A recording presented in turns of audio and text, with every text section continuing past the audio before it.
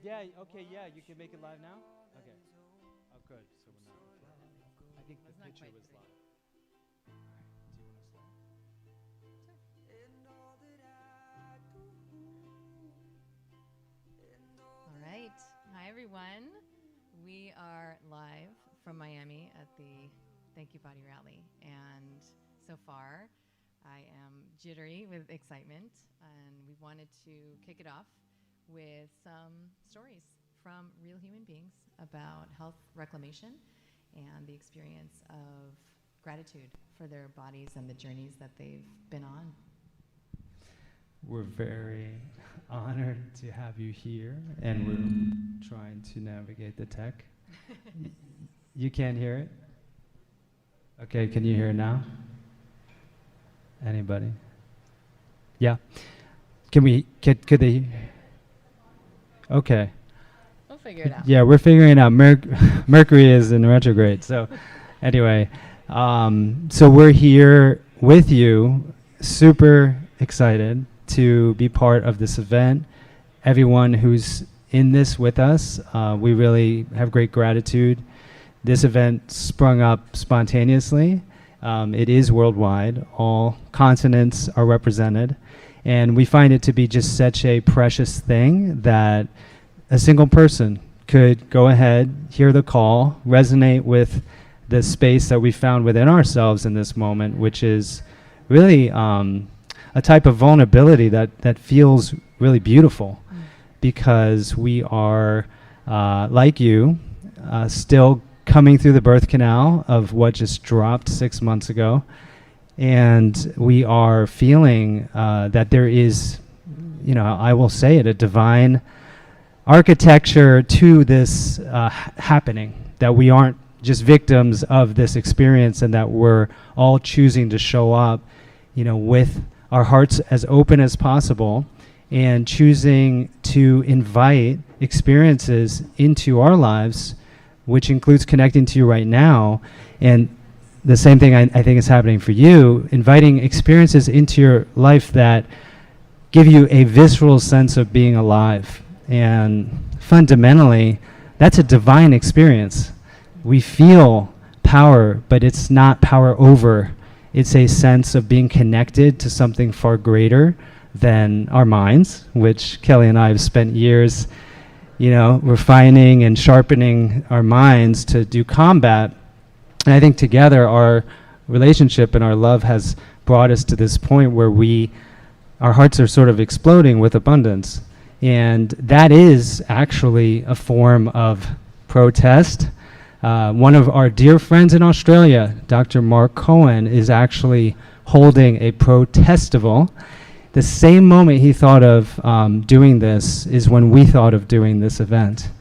So there is something in the field that is speaking to just a grandiose, beautiful type of connection that is really, it's super powerful. So that's why we're here. That's what we're here to share. Kelly and I have our own personal healing stories around how we recovered from what they call incurable illness. And we'll be inviting you, of course, out there to share your stories of inspiration and healing. And then we have these beautiful people arriving here in Miami, and they will also be invited to come up and simply speak to the truth of how your body has generated, self-healing miracles. So that's what this is about, and we've got a great experience set up for you. There's a lot of amazing ecstatic stuff that will happen here. So we're just greatly honored, to have you with us. Beautiful. All right, so I'm going to pass this mic hot potato to my bestie, Tara.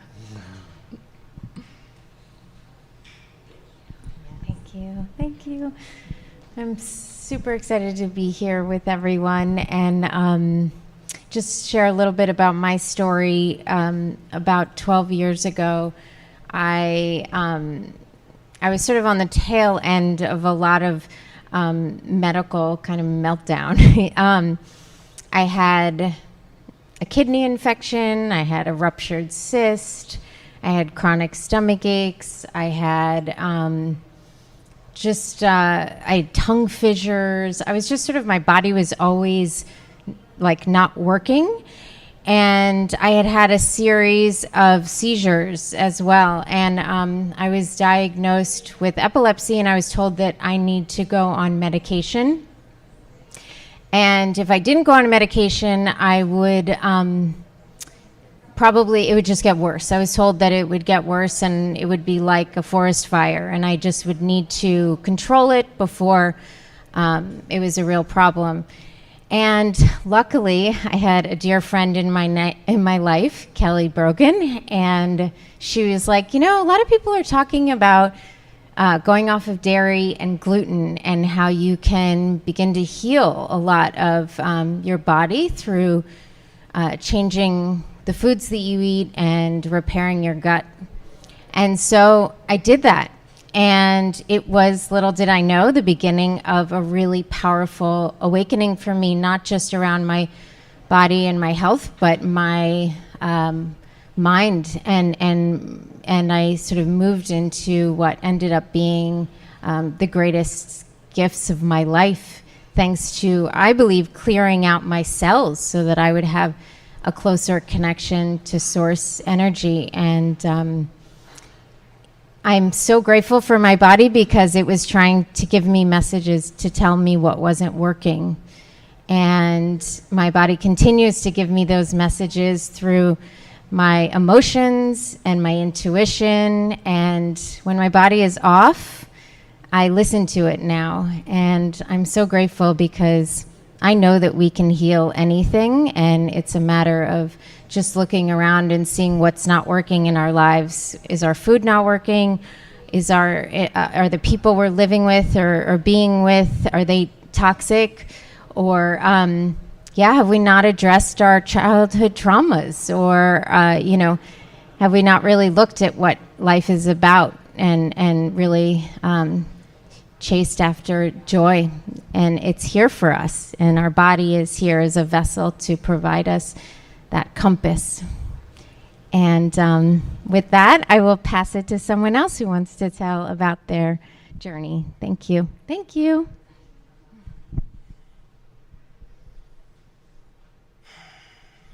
I first want to take this moment to just have a few breaths and be present with you all here today. I'm really grateful to be here.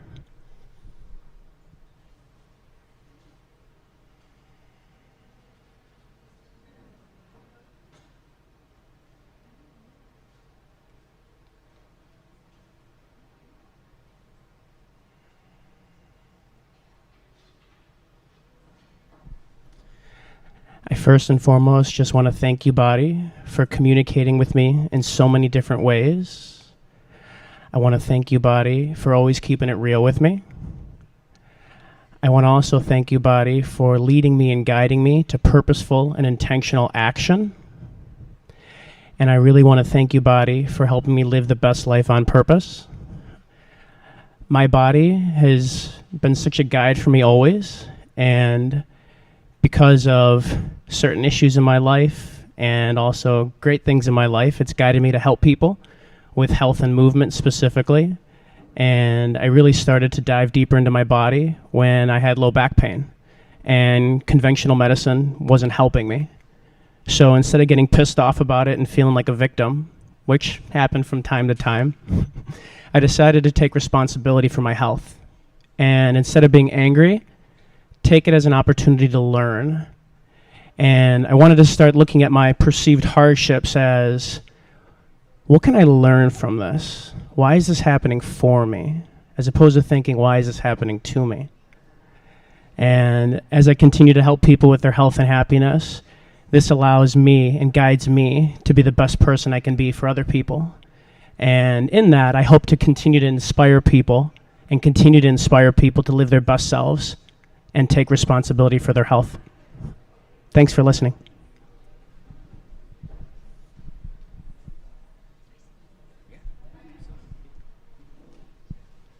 Hi, I'm Christina, and I'm really grateful to be here. I'm really grateful for this community, and I'm grateful to be able to share my story. So About 10 years ago, I was very afraid, and I'm very grateful because my body always cries out to me when I'm out of alignment, and that's how I choose to look at illness. It's just my body telling me, this isn't the life you're meant to lead. You are meant to do more. So I got to a place where I was really on the edge. I started developing symptoms that looked a lot like what I thought was a disease called interstitial cystitis. It's typically women that get it, and it has to do with your bladder, and I didn't know what to do. So I started going to doctors, and each time I went, I was told that there is no cure. You'll just have to live with it. We have one drug available. You might lose all your hair, and we'll have to do blood tests on you every month to make sure you're okay. And I knew that wasn't going to work for me. So the gift of the illness and the gift of my body was that in that moment, I chose to be a warrior for myself, for my body, for my soul. And I said, I'm not going to live with this. I'm going to find a solution. I'm going to find a cure. And I traveled for a year searching for that cure, and ended up finding out that it was pelvic floor dysfunction, which is something that a lot of people don't talk about with women.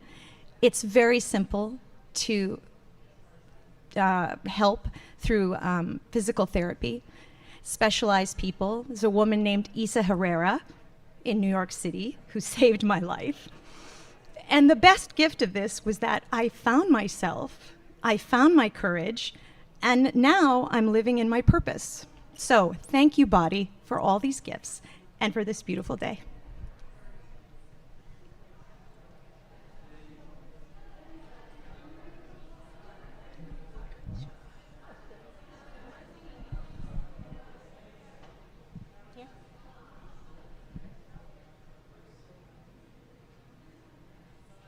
Hi everyone, my name is Lynn, and I am a chiropractor.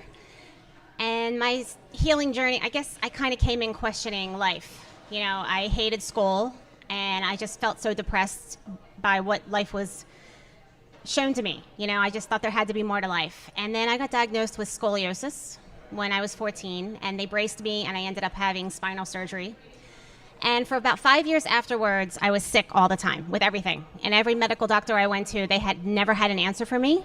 And any drug they gave me didn't work or made me sicker. And then I discovered the philosophy of chiropractic, the power that made the body heals the body. And at 19 years old, and I knew, it was the first time I ever heard truth. And I just went to school. I just went to school without even getting adjusted. And then between the body work, between learning how the body really heals itself, and then losing the fear that I could actually heal. It was probably a 10-year journey. I just walked away from the medical paradigm over 20 years ago, and I would never step into anything medical because they don't know what they're doing. They really have no idea what health is. And I knew that I don't believe in disease. I think anything can heal itself. I think it's all a mindset. And we have to overcome that fear paradigm. So I'm just here to give anybody hope. And also I know that living in the rat race, you know, whether it's your diet, whether it's your well-being, whether it's your relationships, your job, money, all those things can cause you to become sick. So it's really important to have a holistic approach to life. And now that this situation's happening in the world, I really believe it's a great awakening because I think we're going to move away from all the stuff that's false and into a place of empowerment. So thanks.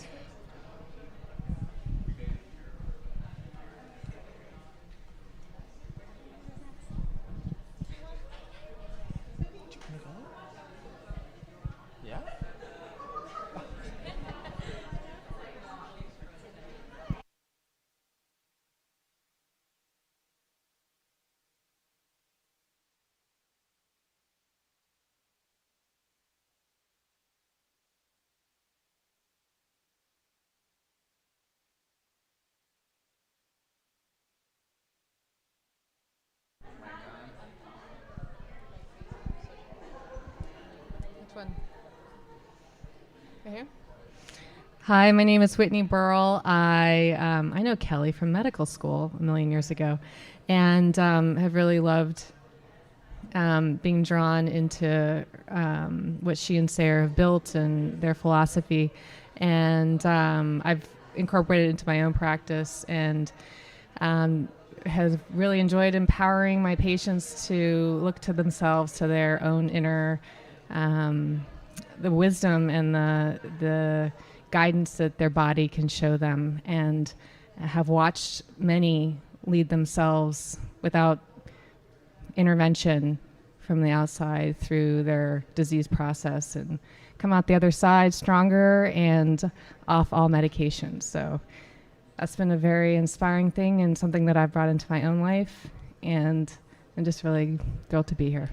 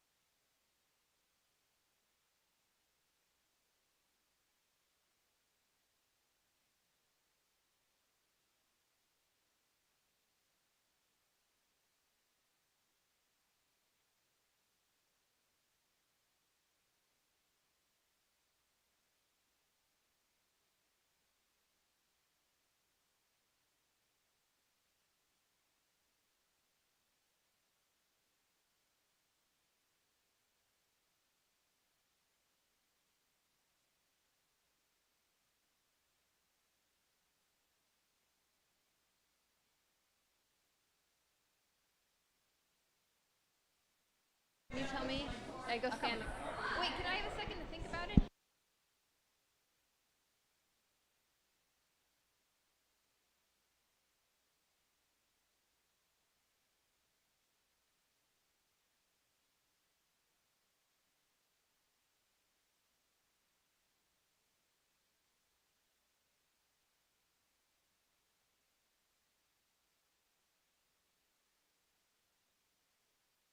Is anyone?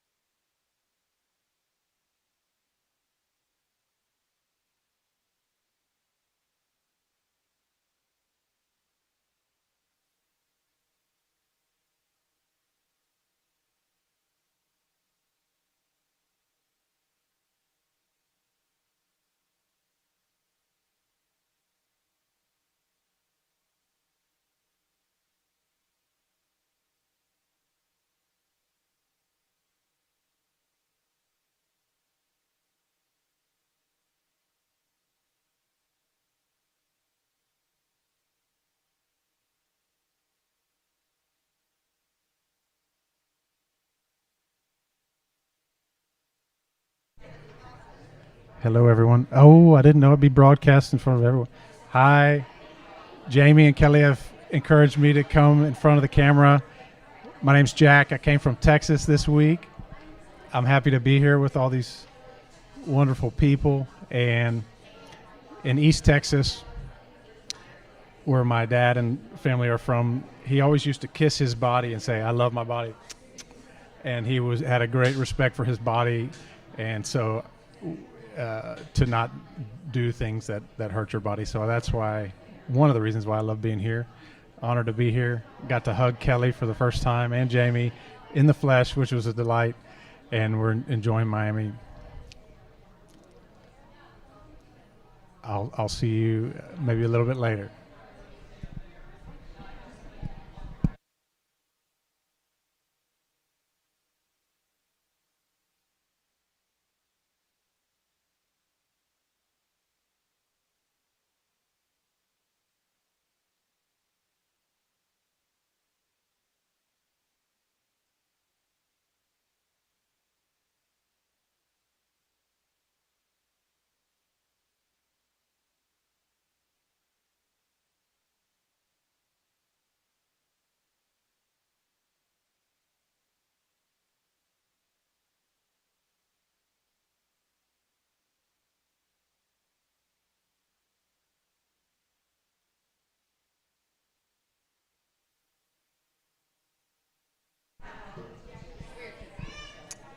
Hello, everyone.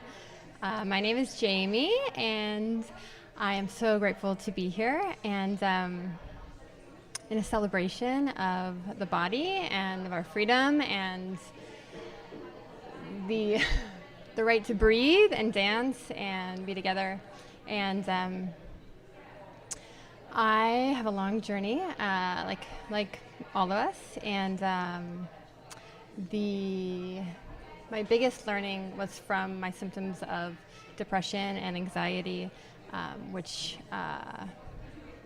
eventually, when I started to trust them, led me to discover the greatest gifts that I have to bring to the world, and to discover that what appeared to be illness was actually an opportunity for me to step into my magic. And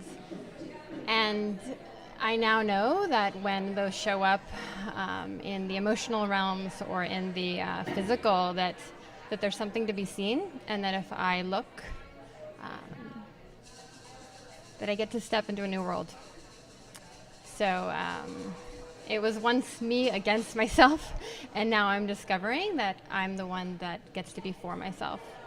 So, and it leads to gatherings like this where I feel things that I knew always existed, and I get to choose them and dance in them and surrender to them. So grateful to be here, and for all of us that are standing in what we know to be true. Okay, thanks.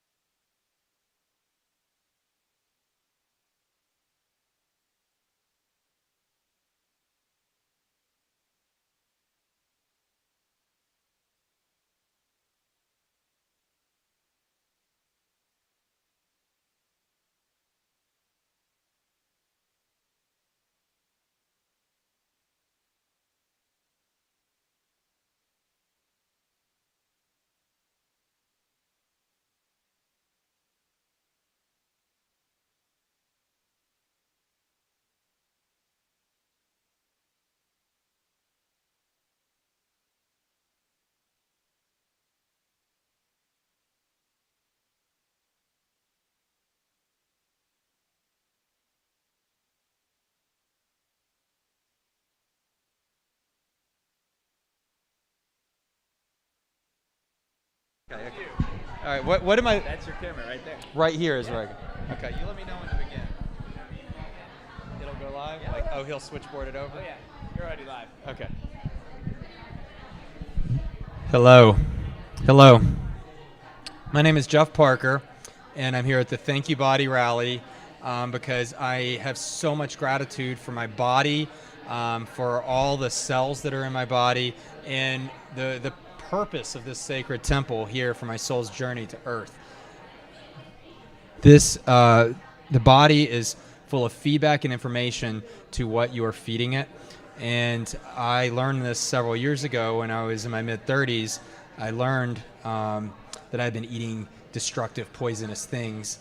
I drank the waters in Mount Shasta. Down in the Panther Meadows, there's some of the sacred waters of Earth. It's very pristine, clear, clean water source.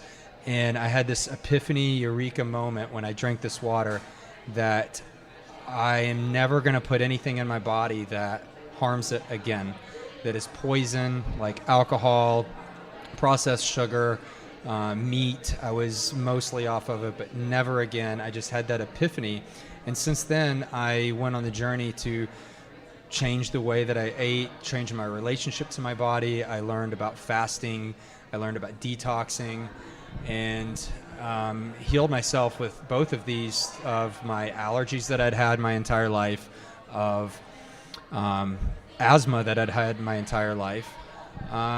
During the fasting process, which is the body's natural self-healing mechanism to regenerate the organs, which gets activated when you take a break from the digestion process and all the load that you put on your body, emotions come up, all these stored emotions and traumas and bad toxic food relations come up, and you get to really confront that stuff and make these great changes in your life. For me also, I really think it's important to talk about your gut. And most people that have been just passively eating the stuff that is available in fast food restaurants and in the bulk of the grocery store, all the middle aisles, this just feeds and creates an environment in your body for bad bacteria. And this bad bacteria actually sends signals up your nervous system and tells your body, like, feed me junk, feed me sugar, feed me bad attitudes and drama and stress. And whenever you get in touch with that and you cleanse and clear that out, you can really start to listen to what your body's been trying to tell you, which is that this is not good for you. So along with eating a mostly raw vegan, plant-based diet and selectively eating some other foods that are organic and healthy for me, I have turned so much around in my life, not just the allergies and the asthma, but I have totally been reversing my aging process. I'm 38 right now, and people think I'm in my 20s all the time because of my skin and how smooth it is. And it didn't look like this before when I was eating meat and eating oils, when I was treating my body badly. In addition to the foods that I put in my body, I have also rewired the way I think and the way I talk so that I don't speak negative words or criticisms or curse words. I make sure that I project love out and look at myself in the mirror and speak love to myself, because all of these younger aspects of me that have experienced traumas and experiences of unworthiness had led to so many of those bad habits in life, whether it came from what I was putting in my body to what I was allowing in relationships in my life. So this sacred temple is such an incredible vessel, and whenever you start taking care of it, so many amazing things happen. You turn on your body's healing processes, and you can start activating your psychic powers and your natural superpowers, get in so much harmony and flow with the universe, and let God's love pour through and fill you up. And it's like being in an ecstatic dance with the world and all of its inhabitants. So thank you, Body, so much for all of the feedback, for the information, for the forgiveness, for sticking with me through all of these times. And now that we're working together in so much harmony, thank you for all these future excellent adventures we're going to have in a lifetime of health being wealth. So bring on the abundance, and thank you, Body. Thank you, Kelly, and thank you, Sayer, for putting this on. Thank you, everybody who's watching. I want you to have an amazing, blessed day.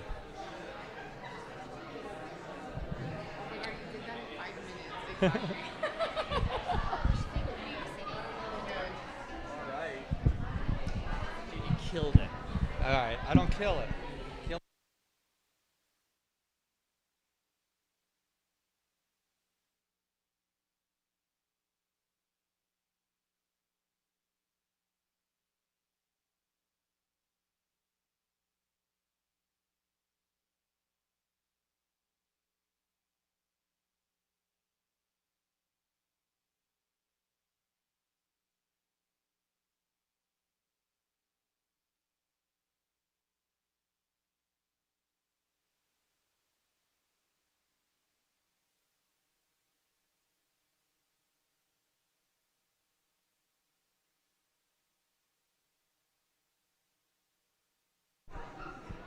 Thank you, body. I'm so grateful to have this moment to thank you for everything you do for me, for always showing me the signs of what feels good and what feels bad, and for opening me up to new information on what I can do to heal itself. One of the things that I've learned throughout the way is that I can use my own energy through activating myself and healing myself and using the energy of nature, of just the universe, to activate my body and heal myself. I want to thank you for all the nutrients that you give me and all the blessings. Thank you, thank you, thank you. I'm so grateful. And just to have this moment to embrace you and to love you, and also for allowing me to now have a different perspective on what I see in the mirror. A lot of my journey was accepting my body and accepting my belly and loving my belly for what it is, and just sending myself love every time I look in the mirror. So thank you so much. I love you, I love you, I love you.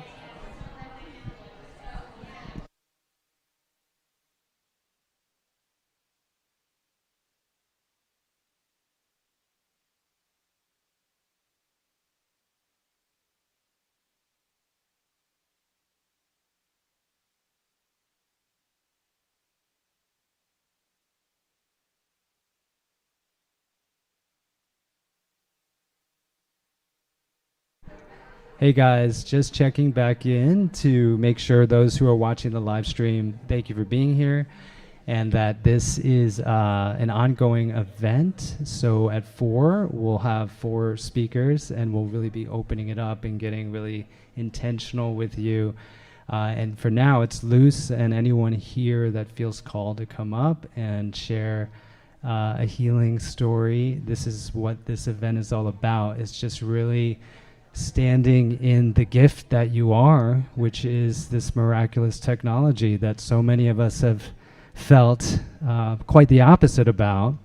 This moment is really calling us to remember that we are a gift, and that actually every moment of our life is a gift. It sounds sort of like cliche, but that was the inspiration actually for me in this window. In fact, when I wrote my book, Regenerate, it was all about acknowledging that when I wake up in the morning and I'm still breathing and I still have a heartbeat, that's kind of a miracle, because I've treated my body really badly throughout my life. And I also, like you, live in an epoch, some call it the Anthropocene, where there's hundreds of thousands of toxicants and such. And this miracle of a little baby child is feeling just great, He could have been blasted with EMF like all of us, and our body is like literally joyous, like flexible, resilient. And that is really what this is all about, is us getting into a place of gratitude. There's outrage, that's easy. There's a lot of that going on. This is the moment of hyper politicization and division. And then there's gratitude, and somewhere in between, we should be residing, in my opinion. Outrageous gratitude, you could call it, but some place where we feel vital, we are connecting, we're being vulnerable. That's become quite the term. And thank you for being here. So this is what it's about. This is why Kelly and I were so excited when we just sort of threw it out, and then worldwide, it's pretty amazing. We have people showing up. I mean, it could be one person, say in Africa, and then that continent got turned on. It's very much like a mycelium, actually. And it's like the little happy mushroom popping up, but that field, that we're all participating in, it's showing itself in this moment. So this is a really big deal. I mean, technically, it's the first worldwide event since the so-called Great Reset. And, that's just happening through us. Thanks to everyone who showed up here right now. So I just wanted to, again, let those who are online know that we really appreciate how you're showing up, and that the space is here for anyone for the next 20 minutes to share, what they have discovered in their being about healing. Anyone want to step up and take the mic? I can speak to asthma. I was born with asthma, and it was really traumatic, and I was able to heal it, or the body healed it just by removing cow's milk. That was my story. It was pretty basic. Wasn't some kind of psycho-spiritual transformation like Kelly with unicorn dust in the background. She's taught me a lot about that, because I actually know that most disease is psycho-spiritual in origin, and that, again, sounds really bypassy and new age, but it's true. I mean, I've come to realize that I've chosen a lot of what is a substrate for my victim's story. So I think we're coming to that point too, where when we take radical responsibility, simultaneously you discover you have immense power, to uncreate those conditions that feel like they're, adversity. So that's what this is about. Okay, I don't want to be the one talking. So anyone else here want to step up and just share the beautiful story you have? You did it already, right? Because you do have a really good story, don't you? Didn't you heal something significant? Come on. All right. Beautiful. Thank you, Nikki. She's a beautiful woman. She's held so much space for this community, and it's just a great honor to have you here. So feel free. Thank you, and thank you, Kelly, and thank you, Sacred Space, and everybody that's here. And okay, I guess my story. I was just gonna do the Palo Santo. Here. Yeah, a big turnaround for me. Besides, like, my mom giving me echinacea when I was, had a cold and stuff, which didn't really work because it wasn't like a really full protocol. Was after my first child, I wasn't feeling great, and I went to the doctor, and long story short, he was like, okay, you're never having kids again. You're not menopausal, you're post-menopausal, and you have no more like eggs, and that's it. And I was like, okay, well, I was sad, but I'm like, I guess I had it won. Then I started seeing this other doctor, and he's like, oh no, you're gonna be fine. And I was like, this guy's crazy, but he's like, unless you're dead, you can heal. And I was like, okay, whatever. Long story short, a year later, just from like strengthening my body, not even necessarily focusing on my reproductive, organs, I was pregnant with my son. So that's my story, and I owe that doctor a lot. Like, he taught me so much, and his name's Dr. Hotchner, actually, for those of y'all that are in Miami. So that's my story, and it's just been growing, since then. So, all right, who's going to be brave enough to come up here, take the mic from me? Anybody? I have a taker.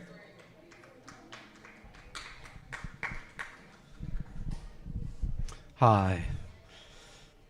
Beautiful, beautiful energy. Closer? So, healing experiences. Well, I'm not going to turn this into an infomercial, but it's inevitable that some of that overlap will have to happen. So forgive me for that, because I've been doing healing for twice as long as most of you are old. So I started with 47 allergies back when they didn't even know what allergies were.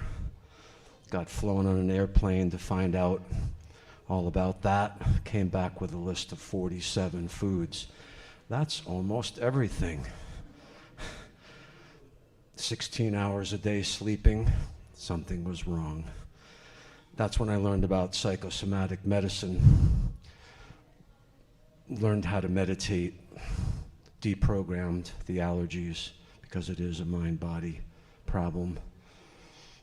And I was off and running to a career in natural health. I had a full scholarship to medical school.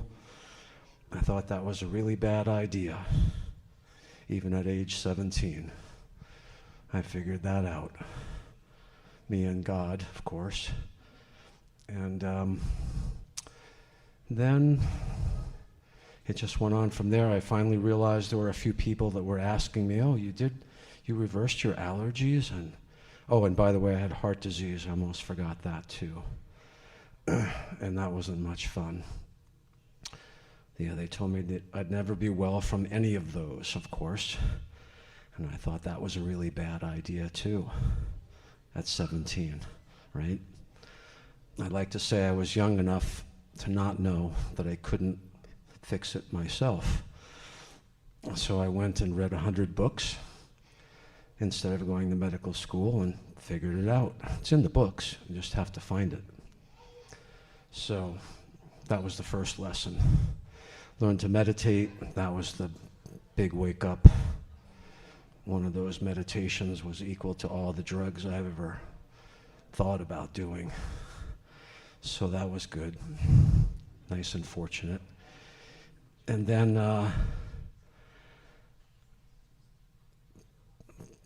the short of it would be every decade or so in my 70-some years, I have managed to acquire some other form of life-threatening, otherwise terminal illness.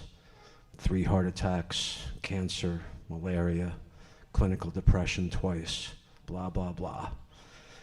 And after the first 2 or 3 of those, it was like, this is interesting karma, right? The older soul you are, the bigger the burden is usually. So, but I didn't figure that out until the 3rd or 4th one. And, but by that time was like, what's next? And once you get that kind of attitude and you're not impacted by the diagnosis, which is another really bad idea, because it works against most people's psychology to get a diagnosis. I don't recommend them. I've received over 400 protocols from my indwelling spirit. Everything from AIDS to Alzheimer's, colds to cancer, bulimia to bedwetting. You name it, I've done it in at least 3 times in my career. So I know a little something about how to put Humpty Dumpty back together again. And what's beyond all that is more important. It's, of course, evolution, conscious expansion.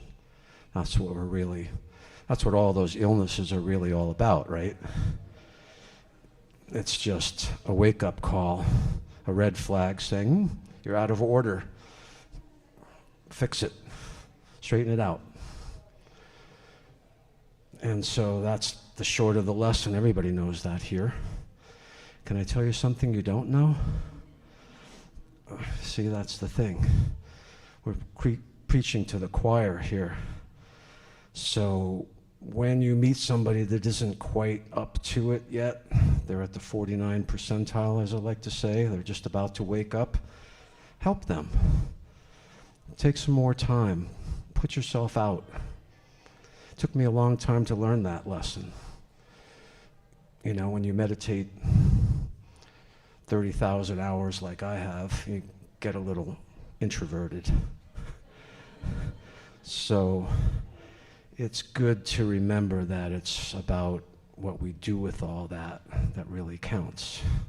That's what I learned after living on a desert island for way too long, literally and figuratively.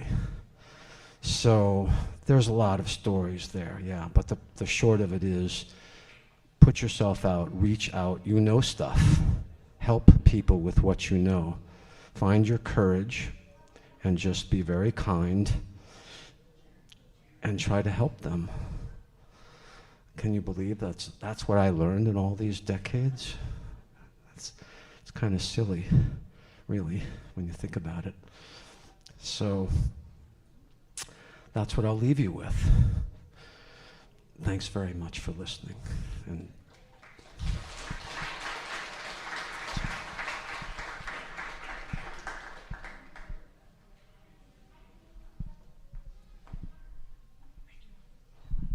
Hello, everybody.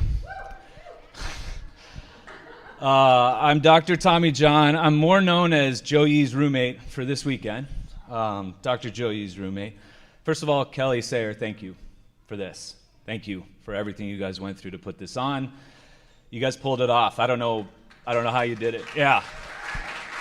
Over 70 locations. Over 70 locations. 84 locations worldwide. That's unbelievable. So that alone, where am I staying? You got to corral me. All right, man.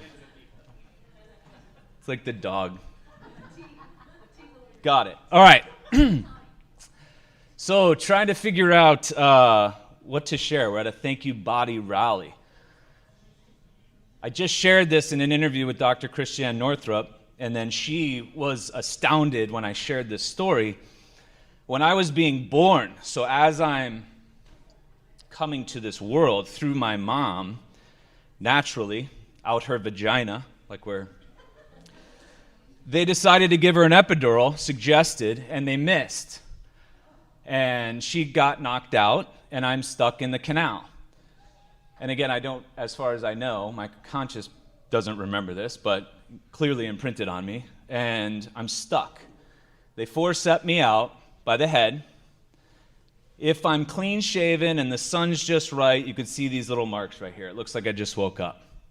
But my head, being malleable, was flattened. My dad, being a professional baseball player at the time, decided to use his skill set and get some oils on his hands and rub my head like it was a baseball. So he molded this guy back to the shape it is right now. But I was put in distress from the very system that saved me, which is odd. I was on both sides of that fence. As if that wasn't enough, later on in my life, I was a professional pitcher at a time, and prior to that, I was in college and just had a sore shoulder, and they suggest you get an MRI, like they do. They inject dye into the socket to see the image better for my benefit. That got infected. So I had a deep shoulder socket infection, 105 fever, can't move, throwing up. Worst pain I've ever felt in my life that wasn't emotional. And so, again, the same system that kind of put me into an environment that I had trouble adapting to, they saved me with their interventions. A month of IV antibiotics. Think about what that did to my lining, right? So, those are two instances. And Northrup's like, you're born to do what you do. Not healing, because we don't heal anybody, but to empower, to suggest, to facilitate, to get people in positions to heal themselves, for sure. That's what I'm defending, that's what I'm fighting, that's what I love, that's my passion. Then I got to experience my best friend, he's on my arm, my younger brother, passed away in 2010, but was in Kelly's field, was in the Western model of psychiatry and was labeled with whatever he had. And once he got into that river, it was very hard for him to get out. At the same time, I'm doing performance and personal training and everything else. I'm training his psychiatrist at the time. So I had 3 years to pick his brain and try to see where they're coming from, because no way would you do the stuff you do if you're a human being and you have a heart. And I just want to know where you're coming from, because now the patient is my brother. And so I got to just taste that side and see the journey. Plus, you're screwing with somebody that I happen to love more than maybe myself. And he ascended, leveled up, but his last words on the earth were, and he never swears. He's not, his calmness and his demeanor, I wish I could channel sometimes, because he doesn't go up. He would just, right there. But he goes, they don't know what the F they're doing. And I'm sitting across from him, and I'm like, damn, this person just lost faith in his method, in the system. in what he was doing. And very shortly after that, losing hope, it's not going to be good. And so I got to see that, but I had to bite my tongue because of the ways we were going about him healing, per se. I couldn't have his big brother, his best friend, doubt what he was doing. So I was having to defend that side. And it's very hard to defend that side. It's very, very hard. So I started to see, instead of focusing on what's wrong, why don't I just speak about what's right, or just what's so right about what we already have inside of us? Changed my life. I was talking to Dr. Joe this morning about it, and I've shared this. My brother's death, worst moment in my life, but was also the best moment in my life because my perspective completely changed on what I value in this life right now. And I have zero time for something that doesn't benefit me or doesn't help me or at least challenge me to become better. I have no time for that. I'm socially or selectively social, so this is very overwhelming for me, but it's fantastic. I love all these like minds and like hearts in the same room. But it can be very alienating, as you guys know, living the way we do. And so that's really what I'm doing now with my practice, with my life. For once, everything's all gelled, everything's all synced up to where, that's why I have one Instagram page and I hold nothing back. As you guys see, like, I don't care. It's my morning to my practice to my night. It's just one stream of consciousness, because isn't that what it should be? Why would I be different in my practice or different in my business or different in my personal life or different? It's just across the board. This is who I am. And I will fight like I will fight to defend this power we have inside of us till I'm done. This is the hill I will die on, is to fight for this ability that our bodies have to regenerate and repair. Science might catch up to it at some point. Maybe. Not happening. Like, there's no way that I get offended if somebody doubts it. Almost like they're trashing my mom's name or my dad's name or my name. This power inside that we are celebrating tonight within our bodies, whatever you want to call it, it's the greatest thing we could ever. We got it. How? Because we're here right now. We were born. It's the ultimate lottery ticket. We won it. If we realize, God. And I get goosebumps, and I posted my minute video for this, and I gave myself goosebumps because it's literally the ultimate love affair I could ever have experienced. With this power inside, like I'm humbled by it, but I'm also like feeling like I could fly, and what am I supposed to feel? Am I under it? Am I over it? Am I alongside it? Am I in it? You look at the Pacific Ocean, pelicans surfing the waves, somebody realizing they can heal himself, a child figuring out that there's a ladybug on a leaf next to a raindrop, and then a dream, and then a vision, and oh my God. And that's before 9 a.m. This is incredible. So to be a part of this, to see this room, to know that there's 84, what did you say, 84? There's 83 other locations doing this very same thing. There is no win or lose or sides. It's just waking up or making aware this part that everybody has. Even the demons have it, have this side to them. And that's what I'm focused on. That's what I'm doing. That's why I'm here, is to try to enhance that which we know, which is what we don't know.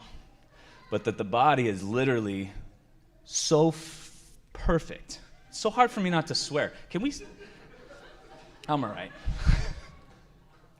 Yeah, so perfect. Before I leave you, I have a little quiz. So every Friday in my practice, I wear this headband. Does anybody know what it's from? Which version? Okay, the 84, the original, the OG. Yes. So I'm a Daniel LaRusso fan, I'm a Karate Kid fan, I'm a Cobra Kai fan. That's why. It's Friday, I'm wearing it. Deal with it. Namaste. All right, thank you.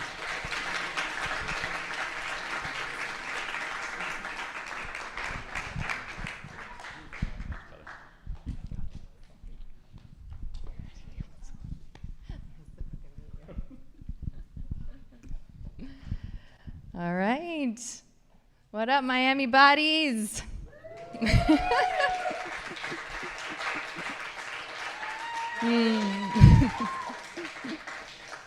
So happy to be here with all of you. And I have been contemplating a lot about the nature of what it is that we're trying to do here and in 84 other locations across the world today. Because this kind of sprung out of this seed and it just needed to be, but it wasn't clear even to me what it was intended to be until more recently. And I've been thinking a lot about, like, what is it to be human?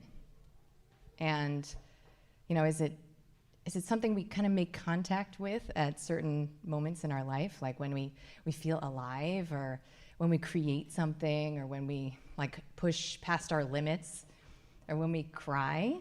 Like, we're the only species on the planet that does that. And I thought that was a nice tidbit when I learned it. But I think if I were to define it, like, what is that moment? What is that experience? It's something like being able to use the mind to bear witness to feeling the feelings that we came here to feel, right? It's like both happening simultaneously. And maybe even like more specifically, it's remembering love.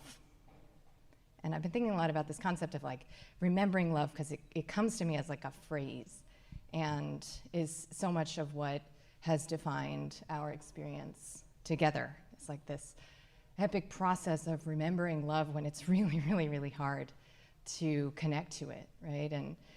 And love is, it's both, as our therapist would say, it's both the pillar of individuation and the pillar of connection, right? So it's the pillar of individuation that says no, when it might be a lot easier to say yes, and that is the I am of separateness. But it's also the connection. It's also saying yes when it would be way easier to close and say no. And I know that all of you here, and those who are not here listening, you wouldn't be here if you hadn't already begun the work of individuation, if you hadn't already walked that sometimes very, very lonely, scary path home to yourself, right? So you've done that work. Quick question. How many people have had an experience that either a doctor or the media or somebody you love or a family member of your body, of your health, that you were told was not actually possible? Okay. How many people have defied doctor's orders, right? Like at one point just said, you know what? No thanks, right? So we've chosen a different story. You have dared to walk into the wild unknown instead of stay with that familiar kind of like devil you know. You've chosen to find meaning in your symptoms. And you've chosen to chiefly resolve your experience of victimhood, right? And you know that illness is an existential question that only you can answer. So that's why, because we've done a lot of this work, I hope that tonight and forevermore, we can enjoy the experience of connecting, right? Because it's this paradox of aliveness that it requires that we be both sovereign individuals and also come together in community, united, in order for us to feel truly alive. So it was about a year ago that we had an experience at our wedding of embodied bliss, right? And this experience was so effortless, maybe not for everyone involved, but it was for us, because it was an apparent manifestation of how easy it is to come into a field of healing. And all we have to do is the work on ourselves, right? That inner work, and show up together. And what I'm recognizing as, so many of those characters who were there last year when we had this feeling like this was great, you know, for our friends, but we want to offer this experience to everyone, to the world, whoever wants it, is that like I've had to, I almost made it, like grow my heart bigger to be able to hold all of you guys. And it's hard. It's super hard and scary. But I know that we're ready. And so I needed this whole year, you know, to be able to hold like this much more love and hope and just genuine gratitude. So I hope that tonight can be a lived experience of really reclaiming the vitality and the humanity that is our birthright. So thank you. Love you guys.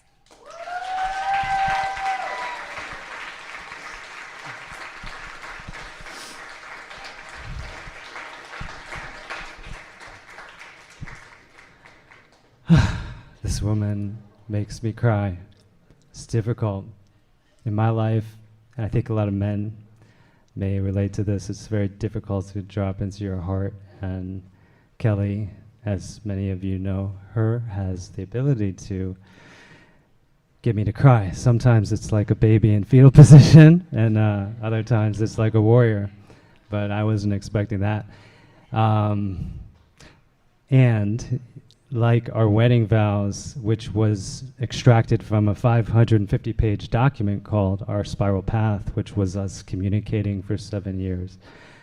The line she took, we couldn't distinguish really who wrote them in this document, and she sort of took also what I had as my speech, so to speak, because I was going to open up with this question or this observation, which is that this moment has brought so many of us to our knees existentially with a question, which is, what does it mean to be human?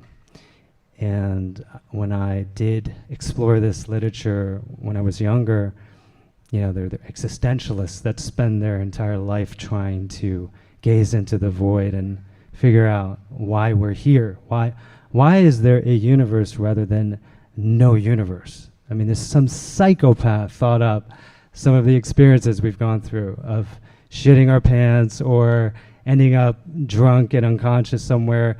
Life can be hell, and it also can be heaven. And this moment is bringing us back to that question. What is it that makes us human? So in many ways, the gift of this global prison that has been laid down has descended upon us, which, as some of you know, I've been catastrophizing about for 6 months, just spitting venom and really just getting really fucking pissed off about, and obviously that's been resonating with a lot of people, and it's not really where I want to live. It's not where you want to live either. But the other option, which is the gaslighting and pretending like this isn't happening, and they're not tearing our hearts out, literally pulling the sinew and bone apart of the human soul. That is what's happening right now. And when Kelly and I tried to go on we went on a sort of almost like a, this is just almost like our wedding. This is literally what it feels like. We saw these children walk into this restaurant, holding their, shirts over their faces because they didn't have a freaking mask because they've been so psychologically abused. This is not that different, what we're experiencing. This is literally Nazism right now.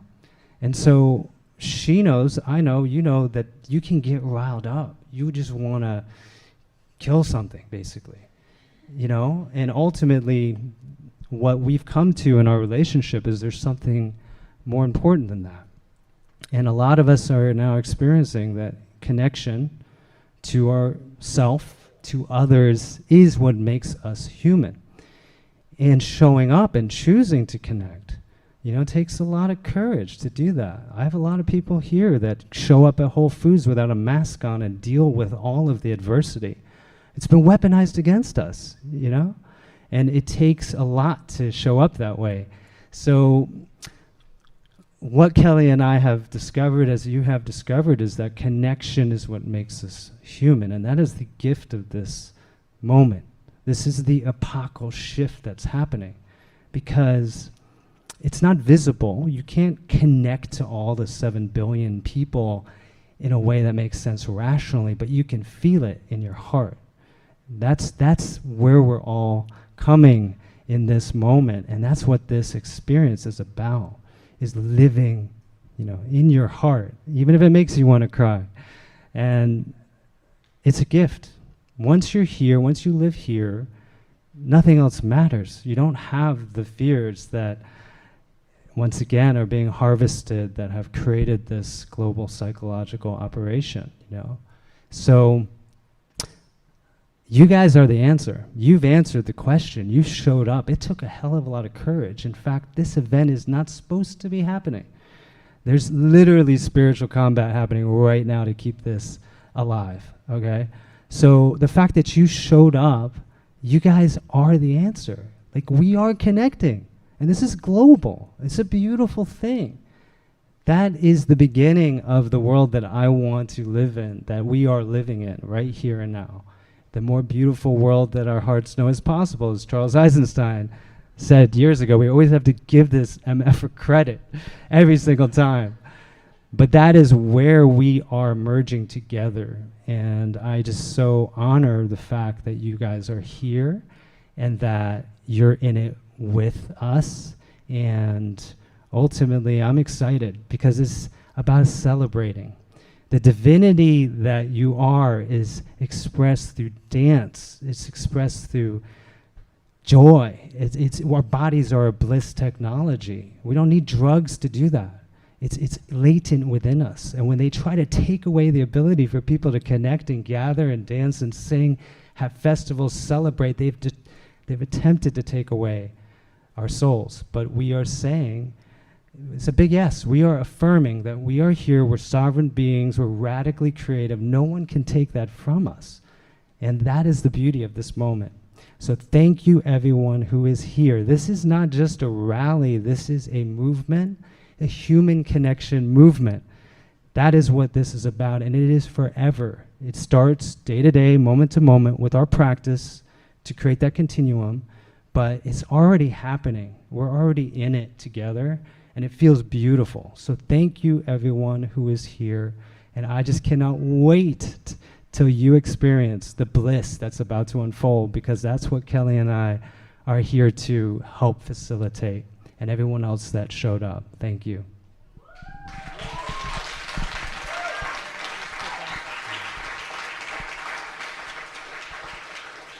All right. Bliss is coming when I'm wearing leopard leggings, so. All right, I want to introduce, just briefly, because it could be a very long introduction, my angel Kukua, we are so blessed in this community, but also she travels the world, bringing the heart and soul of Africa, and specifically African dance, to everyone she can possibly thrust her boomsy at. And she doesn't often speak, in this way. If I asked her to teach a 45-minute number, it would be no problem, but I know that this is not your thing. I know you as being incredibly wise and practiced at what it is that we're here, to support. And so I wanted you to say a few words about your experience.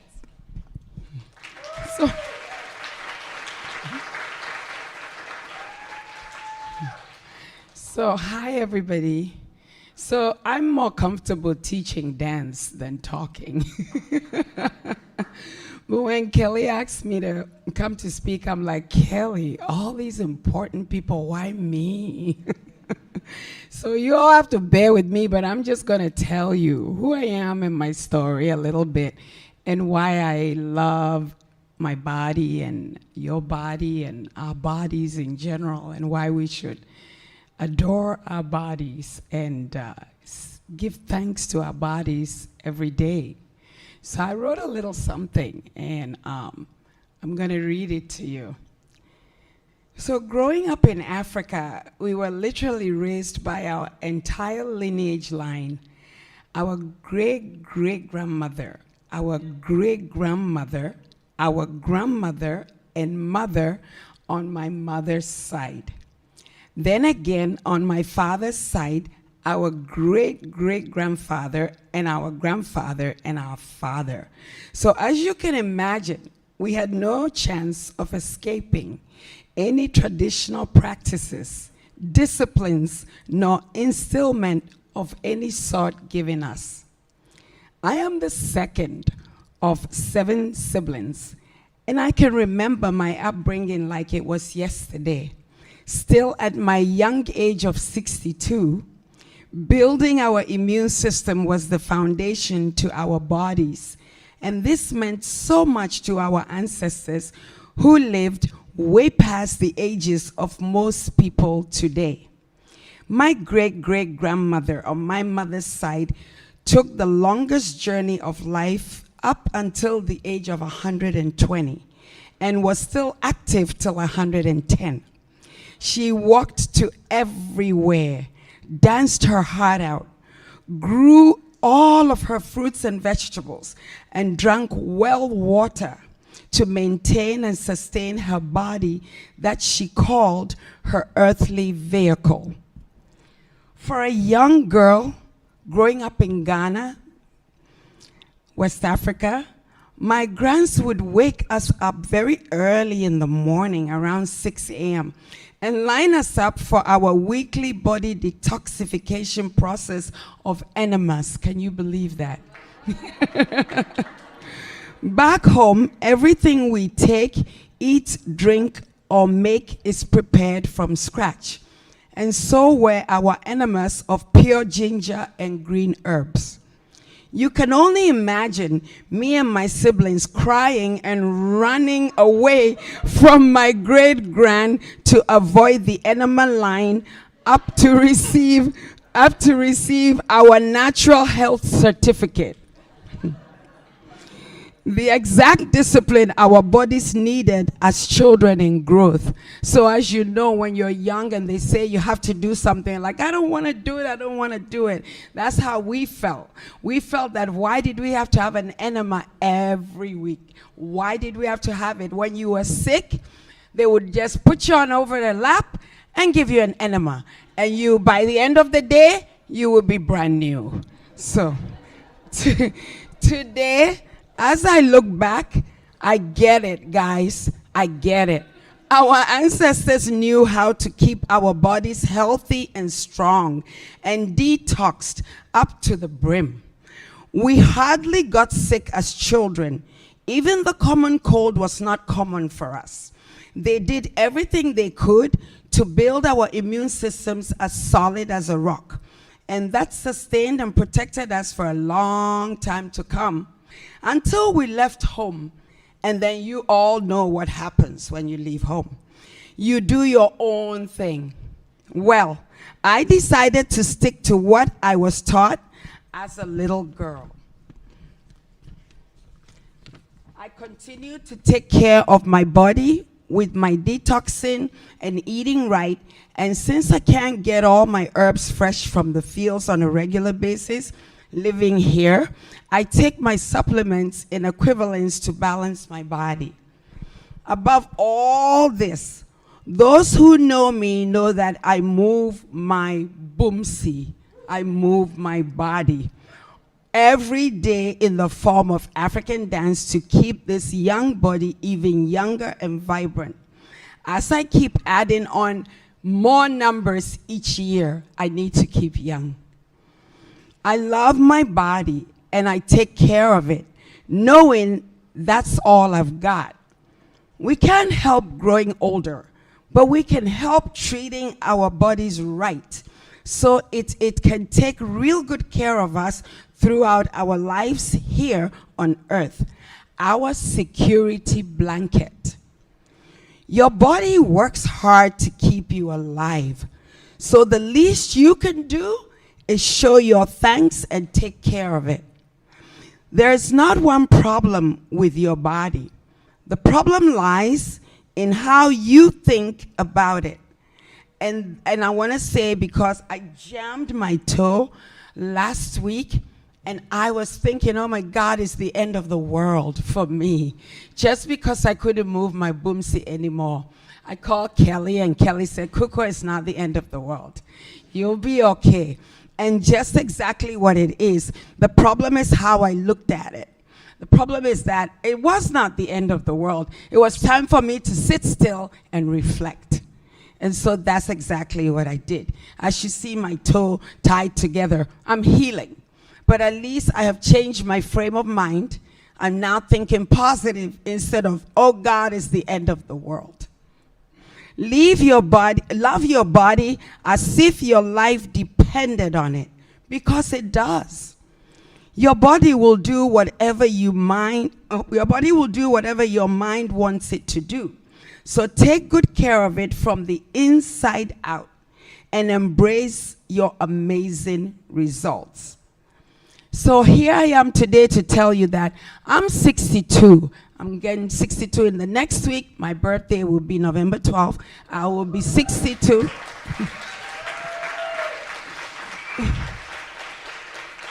I will be 62, and I feel as if it's a number, everybody. I really don't know what 60s are. I really don't even know what you're supposed to look like at 60s. In my mind, I feel 30. My daughters are 30, and I feel like they're my mates. So I don't know about you, but my body does not tell me you're old. I don't use the word old. My ancestors didn't use the word old. They always say younger. Whoever started, how old are you? How young are you is what we should start saying, not how old are you, because we are young, yes.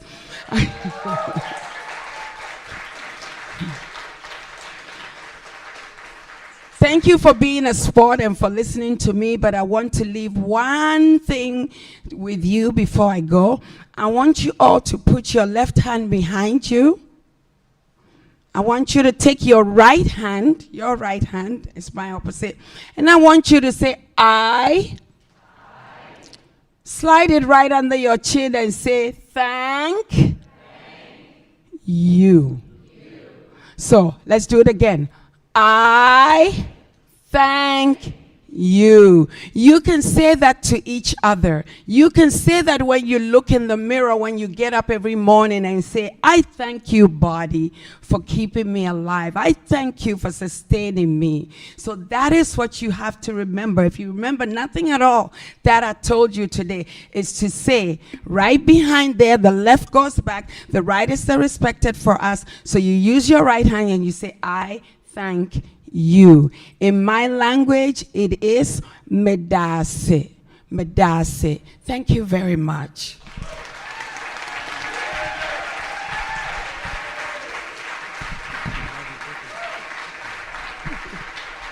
We love you, Kukua. This woman has brought so much joy into our lives. Her African dance instruction, she does it online as well, Kukua Fitness.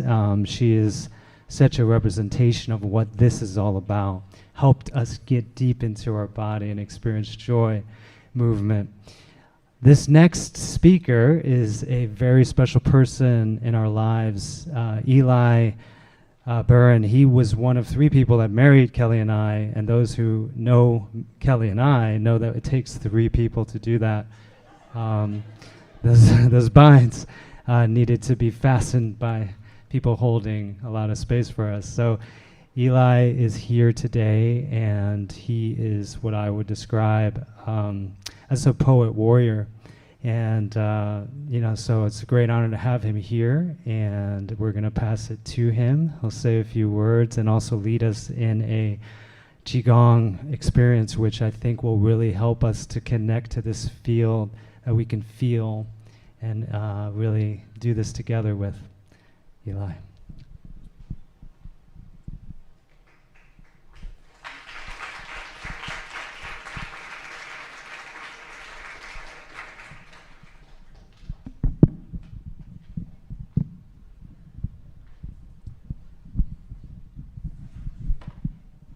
All right.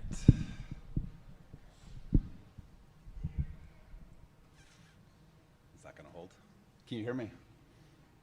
So, first of all, what a chapter it's been since November when these lovely bodies married, Sayer and Kelly. What a chapter it's been in all realms and all ways for everyone here, no doubt. And it's really a great pleasure and honor to be here in this room, but also to be here in this body. What an honor it is for all of us, whether you're here in this room, whether you're in another room, to have the sensitivity to feel another body next to you and to sense that gentle breathing of a body. It's, the capacity to descend the awareness down into our bodies and actually notice these simple qualities and to be present, to feel the air on your skin is extraordinary. And it is a way of thanking the body to be here. So I'm going to share a little bit here about some of my own practices, experiences in this body in the last 40 plus years. And I hope that it's inspiring and useful, and I think you all can relate in your own ways. So if we think of the fine-tuned, exquisite animal senses that are active right now, your eyesight, your taste, the capacity to smell the scent of delicious food or flowers or the body of someone you love, the capacity of the ears and the intuitive sense to pick up on what the senses of the eyes and the mouth and the nose and the ears don't pick up on, our intuition does. But most of all, as I said a moment ago, the ability to feel the touch of the air in the room that you're appearing in right now. We're all here in Miami. I think there's people all around the world. Whether you're tuning into this or you're not, the air is touching your skin. And so to be able to notice the quality of that air, the temperature in the room you're appearing, to notice literally the qualitative tone of how that air feels touching your skin. It's caressing you. It's caressing all of us. And so that capacity to tune into that touch, to honor the exquisite senses, is a way of thanking the body also. The body is here, right now. It's an anchor in this moment.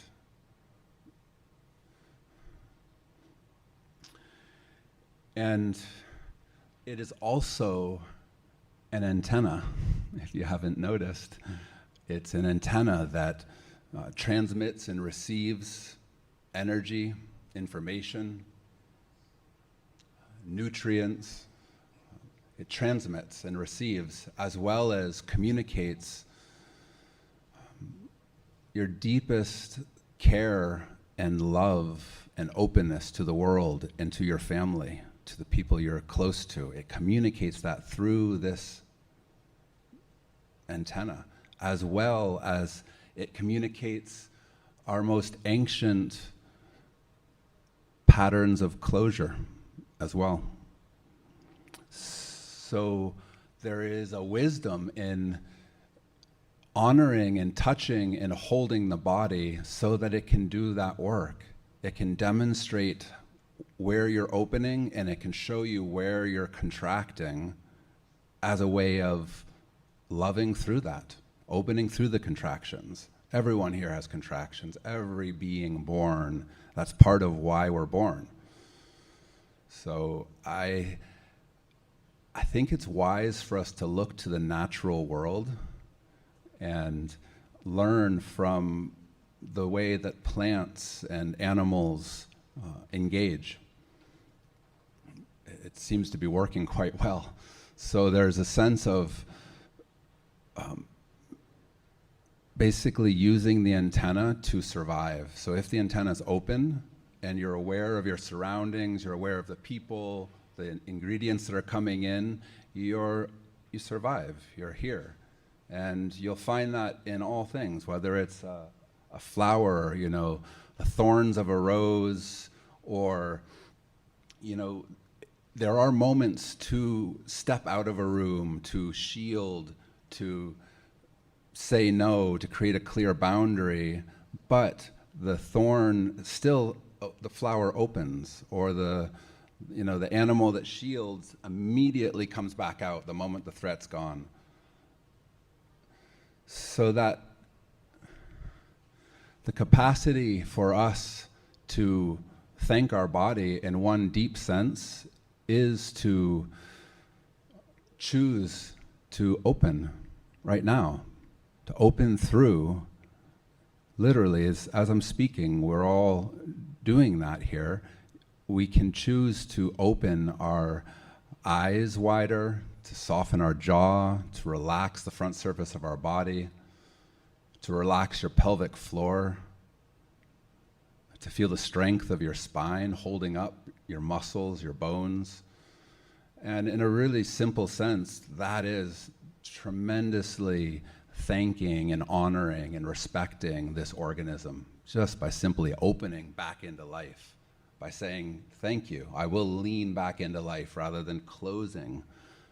There's always moments to close, especially in a relationship, and there's always practice to open into those moments and to turn towards one another, to turn towards the things that would otherwise create fear, as we're seeing in the world. There's a lot of fear of surfaces, of closing inwards, and the antennas are going in with that, which is, it's not safe. It's unwise to pull that in too much, because it's how we communicate, it's how we transmit.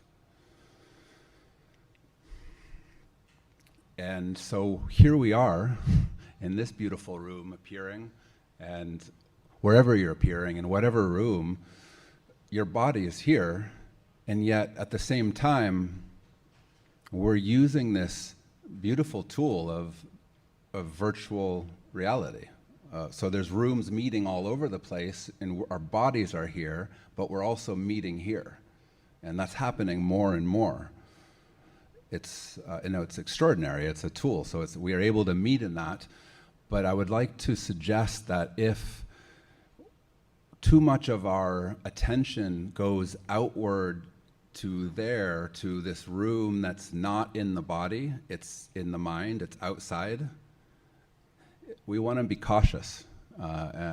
And personally, when I spend too much time on the screen, my antidote to screen time is skin time, more skin time. And what I mean by that is, literally, you can hear me now. Some of you are gazing at me. Some of you are looking through a device. That's good. Use the devices when you need to. But at the same time, notice that the air is caressing you right now. It's the same air. It's touching you. And that simple reminder keeps us human, keeps us in our body. It allows us to stay anchored in this moment, rather than being pulled out and becoming fearful and disembodied. So let the air bring you back. What would it be like to embrace the air around you? Like it's embracing you. It's wide open, if you can feel that. The air, even in a city, it's pretty wide open. The air is not contracted. The air is not afraid. Maybe the living ones there or the loud machinery are creating tension, but the actual air itself is wide open. So I like to remind myself of that when I'm traveling, when I'm on a device, is to stay here, stay healthy, stay a body. Thank the body by honoring it. Thank the people you love by being here with yourself. And so whether it's air on the skin of your body, whether it's the touch of your own hands reminding you, hey, body, I'm still here.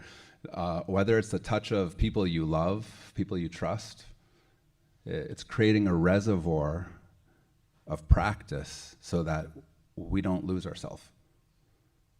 So I would like to end with that. There's so much more to say, but I also want to share a little bit of practice where we all move together. So thank you. Thank you, Body. Thank you, Kelly and Sayer, for bringing this together. And wherever you are, in this room, in any room, appearing, let's all stand up for a moment, and I'd like to lead you through a couple of really simple movements.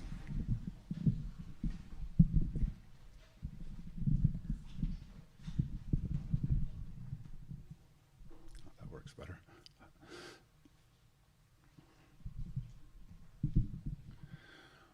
All right, so first of all, just simply bring your feet together. And I find this a beautiful thing, whether it's in the same room, whether we're in a virtual room, but to bow into something, it presses the distractions that aren't here in this moment where our body is. It can press them away, and it brings us to a dedication of us being here in this moment and honoring our own body, honoring ourselves, honoring the space. So let's all start with a simple bow where you can let your hands come down and then inhale them up. Left hand comes onto your right hand. Feel the touch of that palm and then release that root into the earth and let them float up into the sky. Palms coming together, and bring the mind, the spirit, down into the heart. Offer a simple bow to your own dignity, to the reverence of life, to practice. And then you can step your feet into what's called a horse stance, wider than your hips.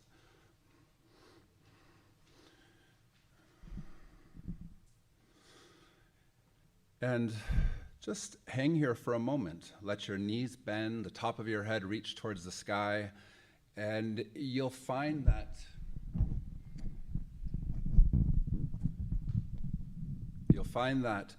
if your knees are bent enough, your tips of your fingers will be touching your inner thighs. This is a kind of a home, like a mountain position. Feel the strength in this. And you'll begin to notice in this tradition that we're speaking about, there's what's down and behind you. So if you imagine sinking down and back, you're sinking into what we call the yin field. It's the earth that's holding you. It's saying yes to what is. It's not avoiding the moment. It's not refusing reality. It's saying yes to this moment as it is, no matter what that entails. So we're sinking down into that. And then what is forward and up is the yang field. It's stepping in, it's reaching for change, it's risking, it's saying yes to what could be. So they're always playing on each other. There's that intimacy between up and down. As we go into the dance later, as you walk through your life, all living things navigate that gravitational up-down. So sink down a little bit here and begin to inhale your palms up and then exhaling them back down. And just notice the air on your skin as you move. Knees are bent. You can sink down as you rise your hands up, and then rise slightly up as you sink back down. So just feel it's like a wave motion in your arms, in your energy. Relax your hands, your face, your belly. And just to give a sense of how much of the world is operating and much of us in our moments where we're directed, keep moving your hands, but straighten your legs and lock your knees for a moment. I know it feels terrible, but just feel how much energy is lost there. Half of you is gone. And that's how most of the world operates, is just muscularly from the head. So sink back down into the earth and feel how much more power and root there is there. And then this time, as your hands come down, they go out to the side, and then down, gathering and rising up, carrying your left hand up through your belly, through your chest. It gets softer, turns over, and then gently lets go to the sky. Do this a few times. It's a cycle. So there's a downward into the earth and a rising up, carrying the weight of life, carrying the weight of this moment in history, and turning that experience into spirit and letting it go.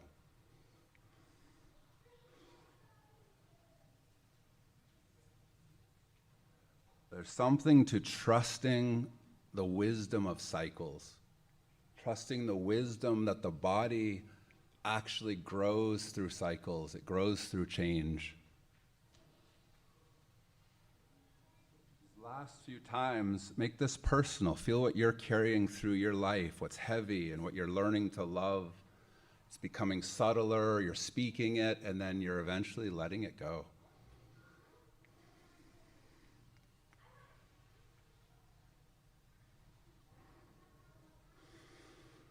There's a wisdom in those cycles. This time, as your hands come down, we'll transition. Hands come into what's called arrow hands. Left palm facing in. Pierce upwards. And then turn around lightly, tracing your right wrist, and then the energy rises up. So it's the same motion, but it's the other direction. And here we're bringing the sky down into the heart and then giving that as a gift back into the community. Literally bringing down the warmth of the sun in your palms, feeling it on your face, letting that sink down into your heart, and that transforms it to a gift that then transmits it into the earth.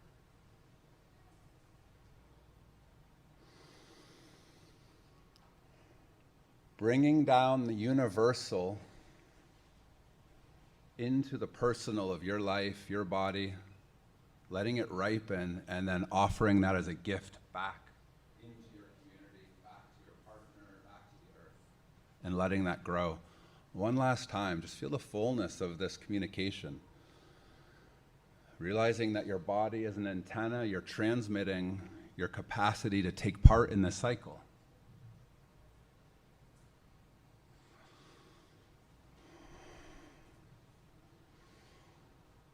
On this time coming down, hands come down, out to the side, gathering the tips of your fingers together, gathering all of life, all of your wishes, your wisdom, your heart, bringing that back to your chest. Large inhale,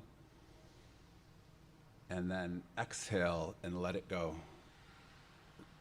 Way out. And then catch it again. Feel the strength here for a moment. You don't need to know the exact pose, but you can feel there's a yang strength that then transitions. The sharpness turns into soft yin wings that float upwards 3 times. And then pull the sky and the cosmos down again. Just do this 3 more times, bringing that down into your heart, into your life, and then letting it go. And you need a body to call those energies back. But the body learns to become subtle and let go. One more time. Make this as personal to your life as you can. What are you bringing down? What are you ready to let go of? What are you offering?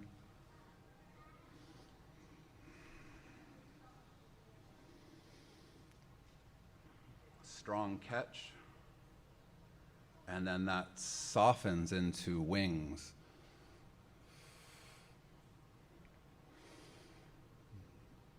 Inhale all the way up, Bring that into a seed in front of your forehead, your brow.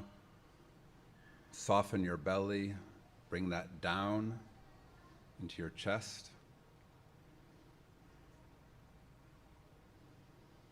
Notice the air on your skin, and bring that down to your belly.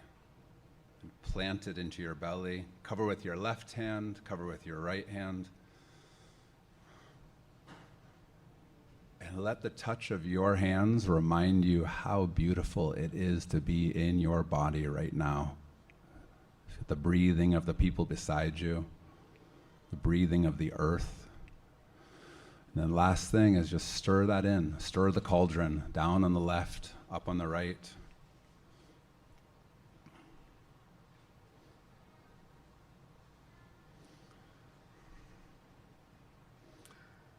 And then step your legs back. And bring your hands in front of you and rub them together vigorously, creating a little bit of fire, heat. Taking that chi, that practice, and we're going to place it onto our kidneys. So your hands come behind you, right onto your kidneys.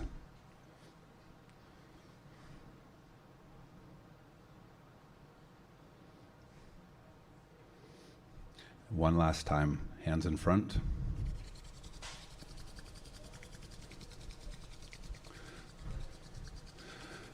And then bring that warmth and place it onto your eyes, your forehead, closing your eyes, softening the focus, and bring your attention to the surface of your skin. Imagine seeing out the pores of your skin. And then rub slowly into your whole head, just showering with the chi that we just created. Showering your face, your chin, touching whatever you can on your body to end, just thanking your body for all the hugs and all the mountains you've climbed, all the fine food, dancing, all the way down your legs.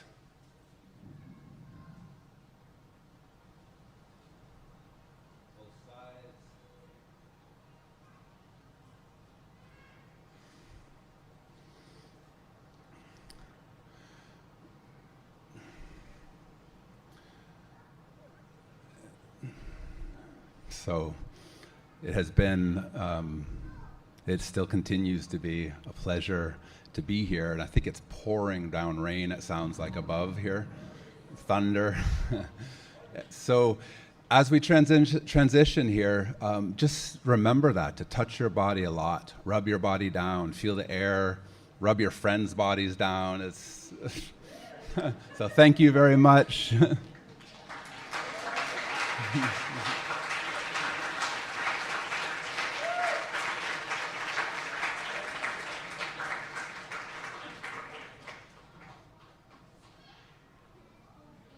Thank you, Eli. Every time I listen to him talk, I feel extra neurotic. I feel like I have a lot of calming down to do. Okay, so we're going to transition into the ritual experiences offering, which is really so much of the gift that I have been dreaming of imparting to a large audience. So our soulmates, Luis and Claudia, are behind ritual experiences, and so the elements that will be coming now are part of the field that they're generating. And we're going to start with Sacred Soul Living. Jeleni is going to guide us through an eye-gazing experience. Do not worry. Don't freak out if you've never done it before. I promise that it will be something unexpectedly beautiful. So we're going to get started with that in just a moment. If you're not here, you're online, you can do this with someone there. It's a really incredible experience, so I take advantage of it.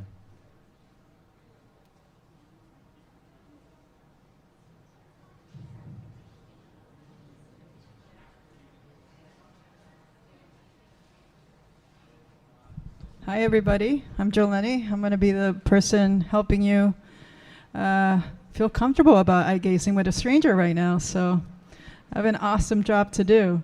How about we try to face somebody, maybe somebody you don't know. And we're just going to be facing each other. So if you need to come closer to the stage, there's a lot of room here. I know we were standing, so come cozy.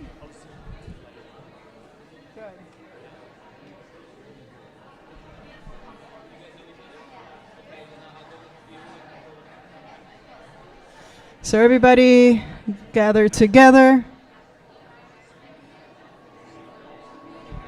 And I know we're excited today, but we're going to try to do this silently.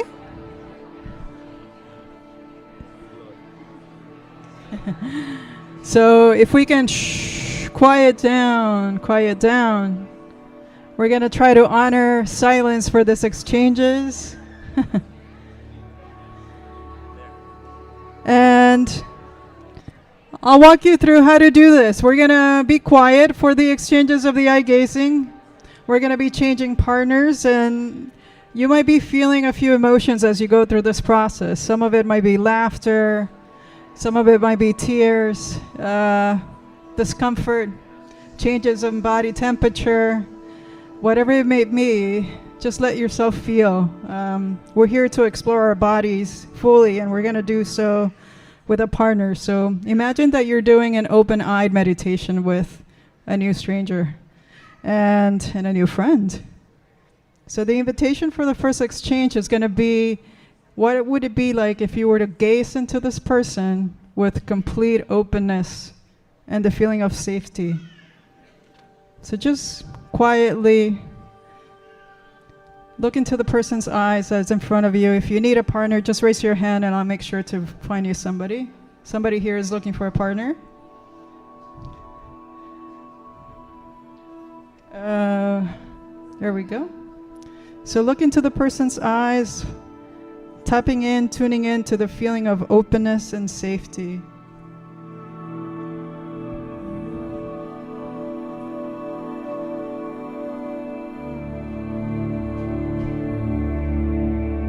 What does my body breathe like when it feels safe?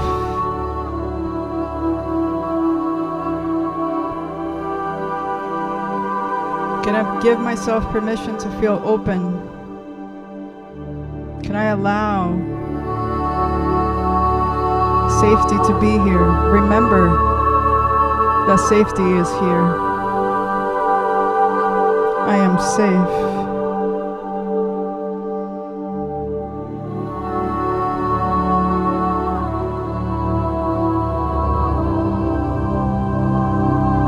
It is so safe for me to be here, to be fully seen, to fully see.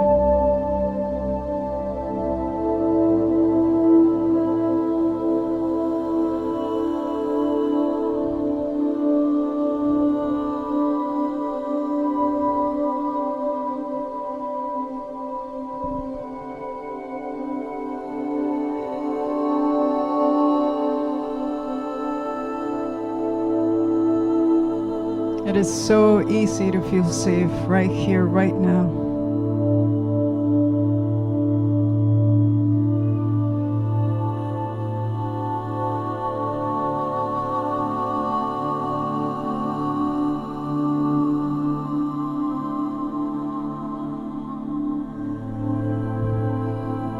There is nothing to fear.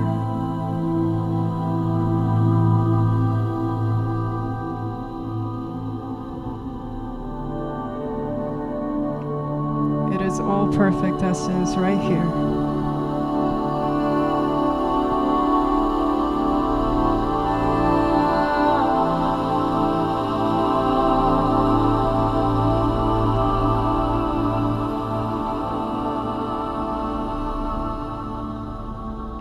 Beautiful work, everyone. Quietly thank your partner in the way that you feel comfortable doing so, and go ahead and find a new person. And try to keep the silence for these thank yous. And quickly find your next partner.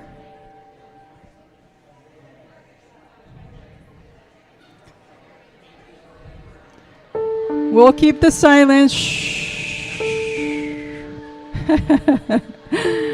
Quiet, quiet, quiet. And for this next exchange, everybody, we're going to invite the quality of joy. So we keep the silence. Silence, silence.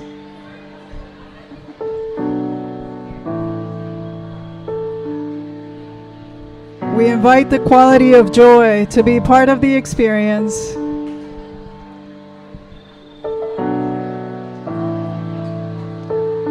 So go ahead and quietly surrender to the quality of joy that is being exchanged through your eyes, through your body. And thank you, everybody, for keeping the silence. We appreciate that. Thank you.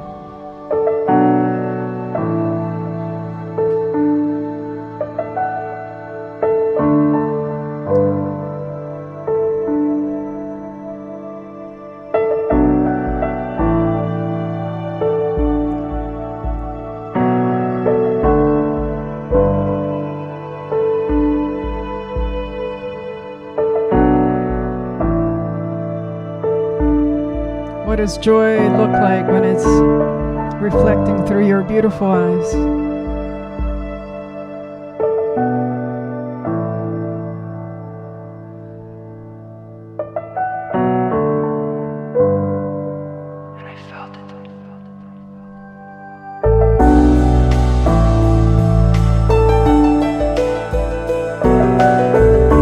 I give my heart full space, full permission to be in the quality of expansion, of joy, of bliss.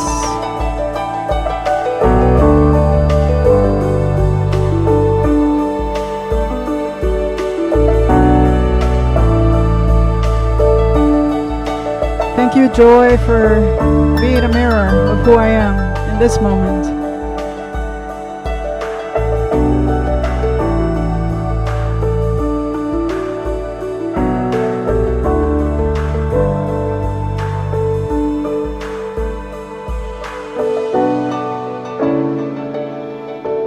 You're all doing so good.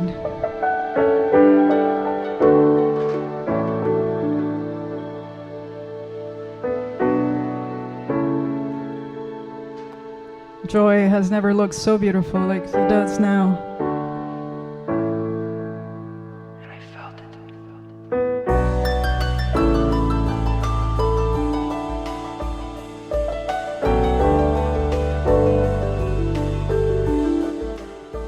And we're going to be quiet, quiet, quiet, and thank our partners for this exchange, maybe with a hug or a handshake. And we'll go ahead and rotate to the next person. We'll do this quickly as we have just a few more. Thank you, everybody. Find a new person.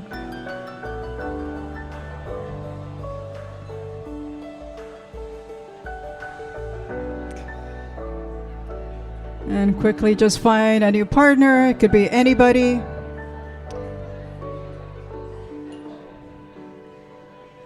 You guys are such good sports. Thank you all for being here. So for this next exchange, we're going to invite the quality of reverence, right? We think that there are sometimes random meetings or random times when we are sitting across somebody, but in this moment, we're going to pretend that this is divinely orchestrated.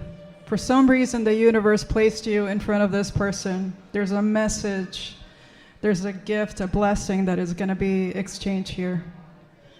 So the invitation for this exchange is to tune into one another with the quality of reverence, respect for the person that's in front of me. Do you want to know what enlightenment is?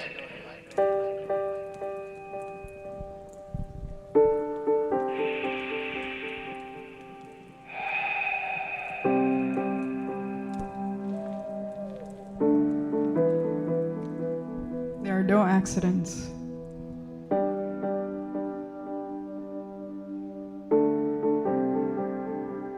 It's with you every moment. It's a back and forth, back and forth. letting go of your attachment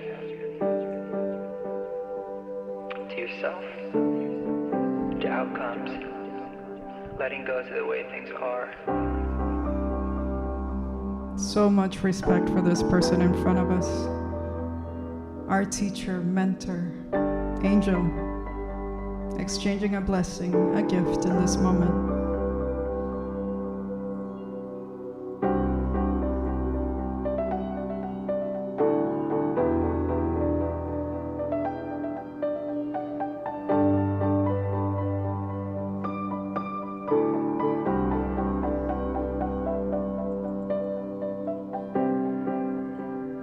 If I could let go of everything, or I could let go of right or wrong, it would get deeper and deeper. And it was amazing.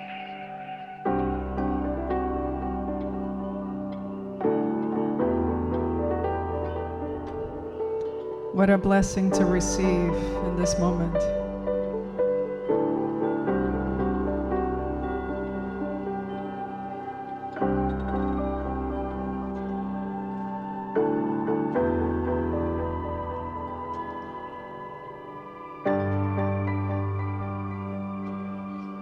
You're teaching me so much right here, right now. I could sense the lifetime of judgment against myself.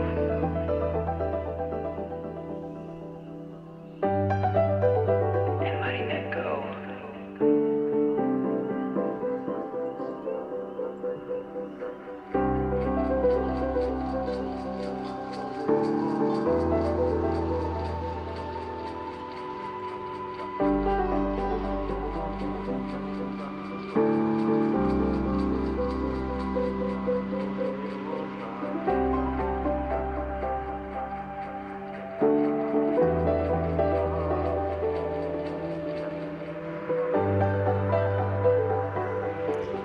When you're ready, quietly and sweetly thank your partner for being such a powerful teacher for this exchange. And we'll go ahead and find another person. This eye gazing thing, huh? Go ahead and find the next person. And we'll try to keep the silence if we can. Ego, we became partners. We became teammates. So we'll find a new person.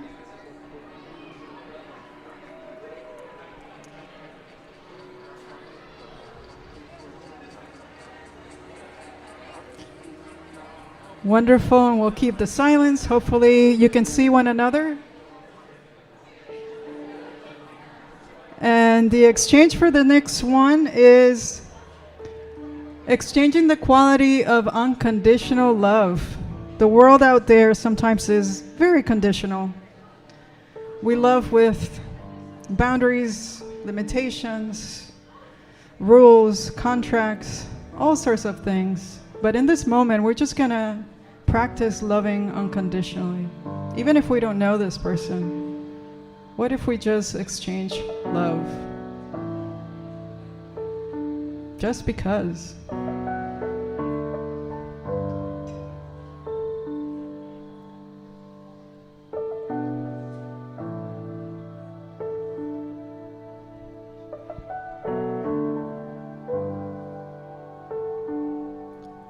What did the eyes of unconditional love look like? Can I give myself permission to see from that space and place?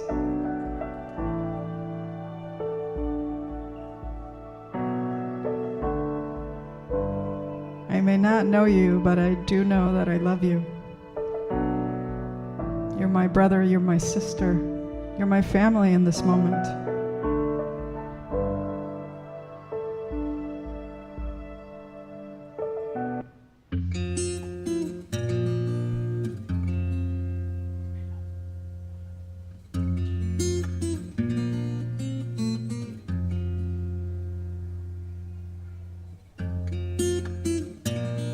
I let my heart open with love and through love as I see you and look at you.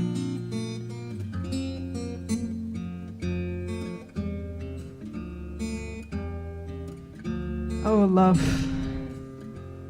Here you are. I've been looking for you.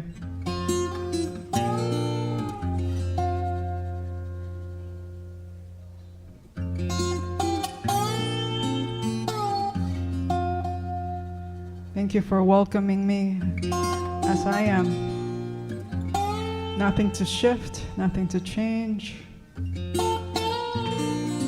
No next level to go to, just full acceptance, full love, right here.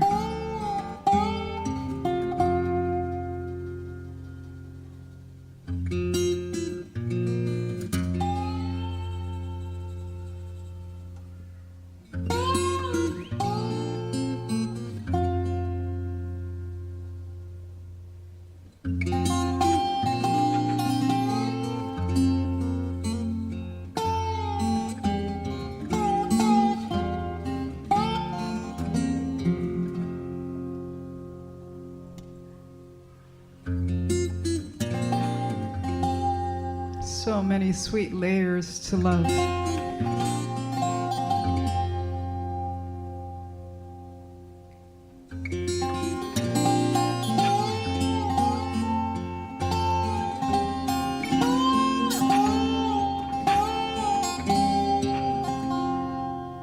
So many precious ways to love.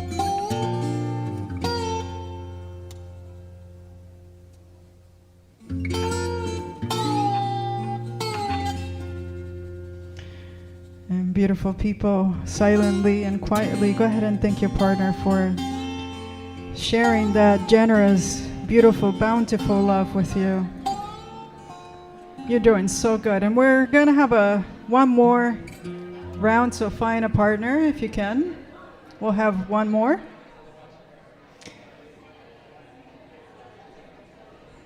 Could be anybody.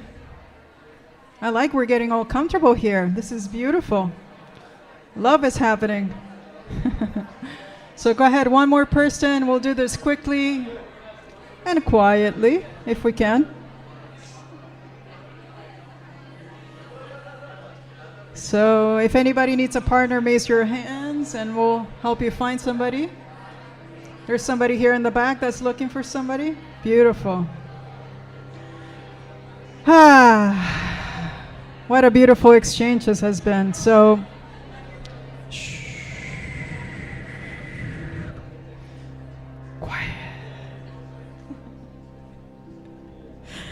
for the last one, we're going to bring the quality of gratitude and simply full body gratitude.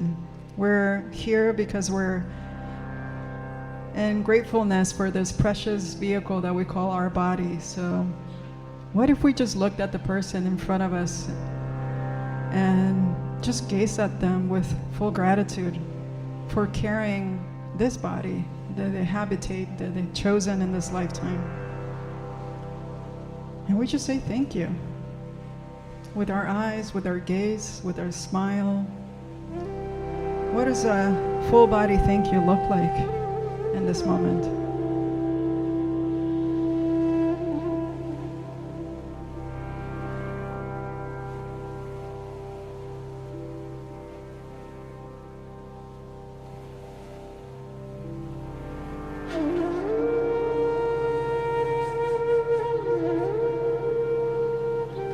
As I look at you, I feel gratitude for remembering strength, courage,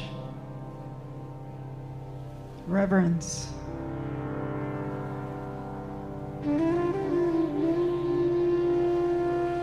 Thank you for your kindness,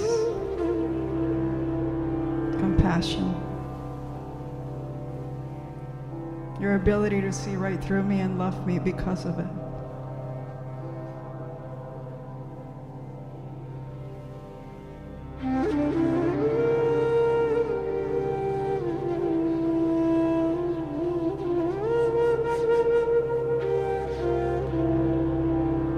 Thank you for that unique spirit you carry so well, and you allow me to see.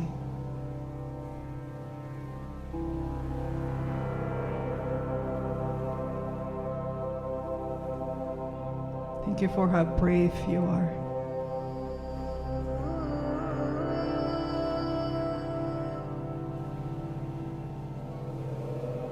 you for how loyal you are.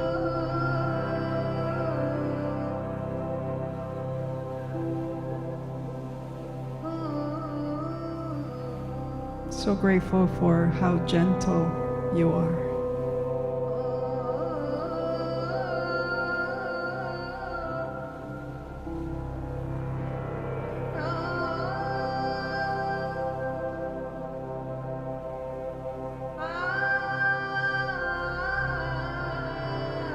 Thank you for your magnificence, your light, your fire, your earth, your water.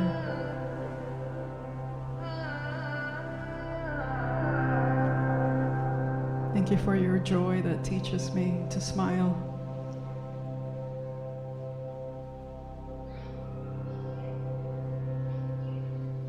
Thank you for being here today.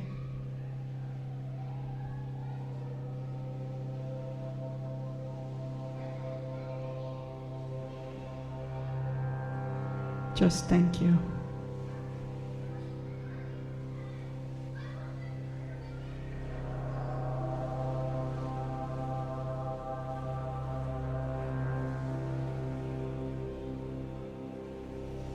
Beautiful people. Go ahead and give a person a big hug for being such a awesome, grateful partner. You guys are amazing. Thank you so much for participating in the eye gazing and being here. Thank you, Kelly and Sayer. We're so grateful, and we're going to have a beautiful night.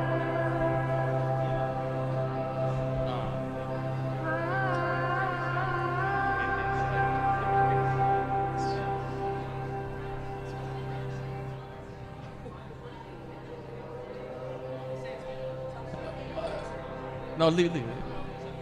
So, good evening. My name is Luis, and now we're going to do the dancing part of the experience. For this part of the experience, I would like to ask you to please remove the cushions from the main floor and maybe set them aside and all the things so we can have the space to dance. Please.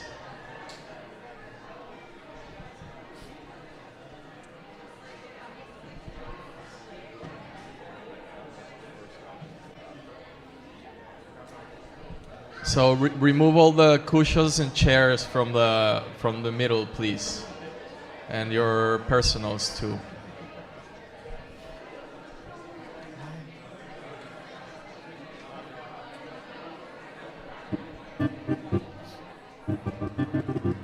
Okay, and once we're done with that, we're gonna come and grab a cup of cacao from the front here, from one of these. Oh, excuse me. Yeah, make a big noise.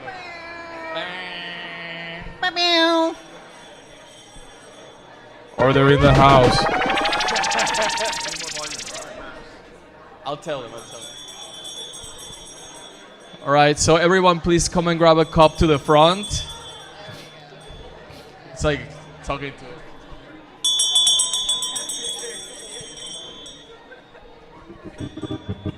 Okay, so grab a cup and don't drink it yet, please. This is cacao, which is vegan, in case anyone's wondering, vegan, nut-free, organic. Maybe let them know that there's no talking while I start dance. Yes, I'll tell.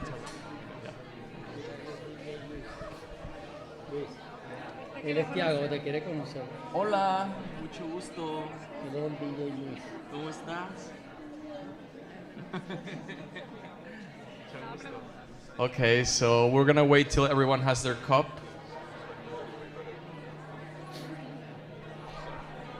You want to like some background? Oh, yes. That's good. Okay. So let's try. I know there's a lot of excitement in the room, but maybe let's try to keep it down a little and stay inside, stay within after the eye gazing. I know it's hard to do it with all the distractions around, but yeah. So, guys and gals, this experience, this part, actually, there is no talking. That's what gives it the feel and the beauty, and it helps you open. This is beautiful that you are talking. I was talking too because this is beautiful.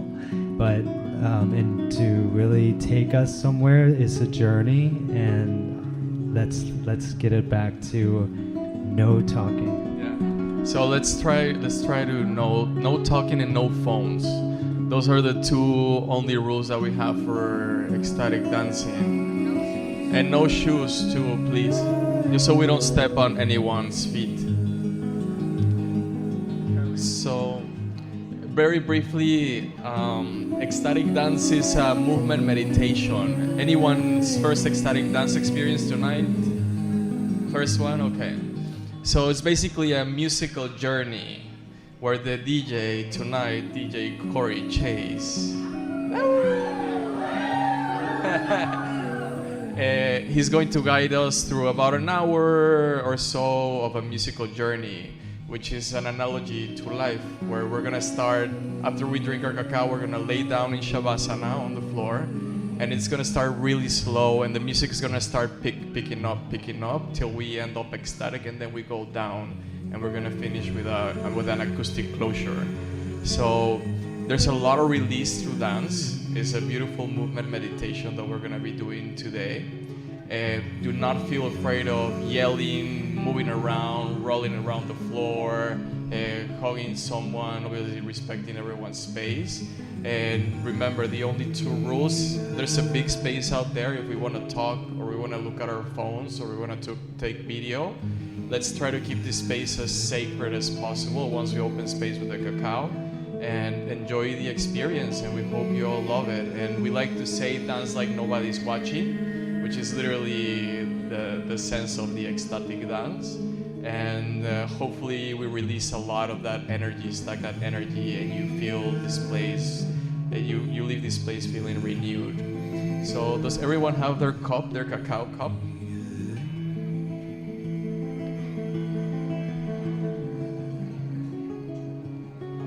Okay, so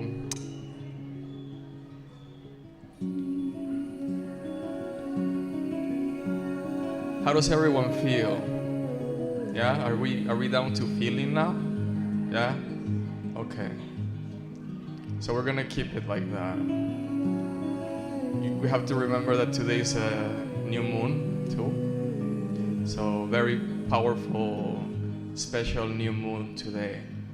So in a sense, we're calling in this new world that we all want to co-create.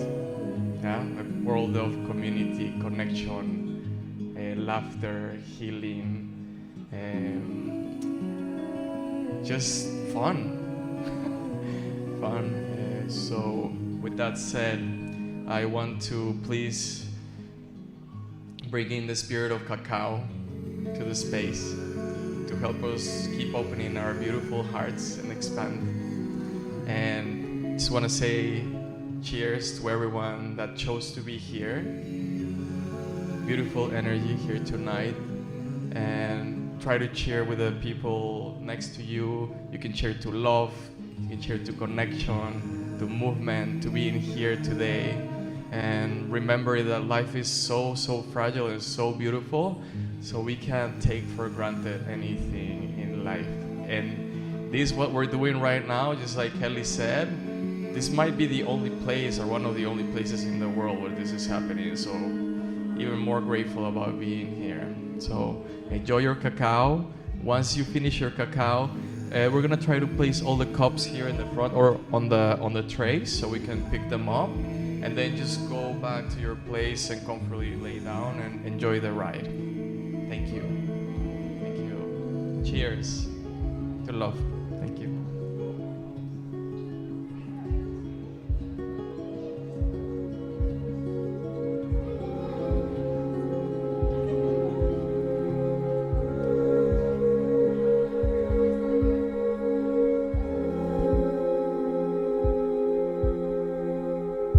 I believe only in love.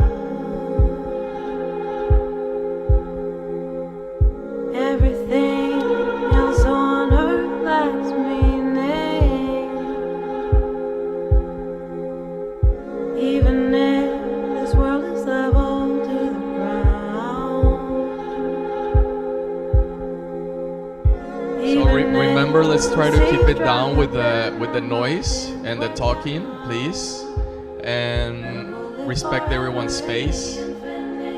So lay down comfortably on the floor after drinking your cacao.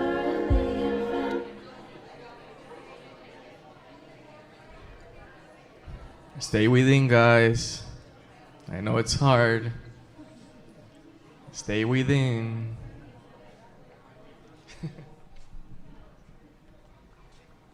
Thank you.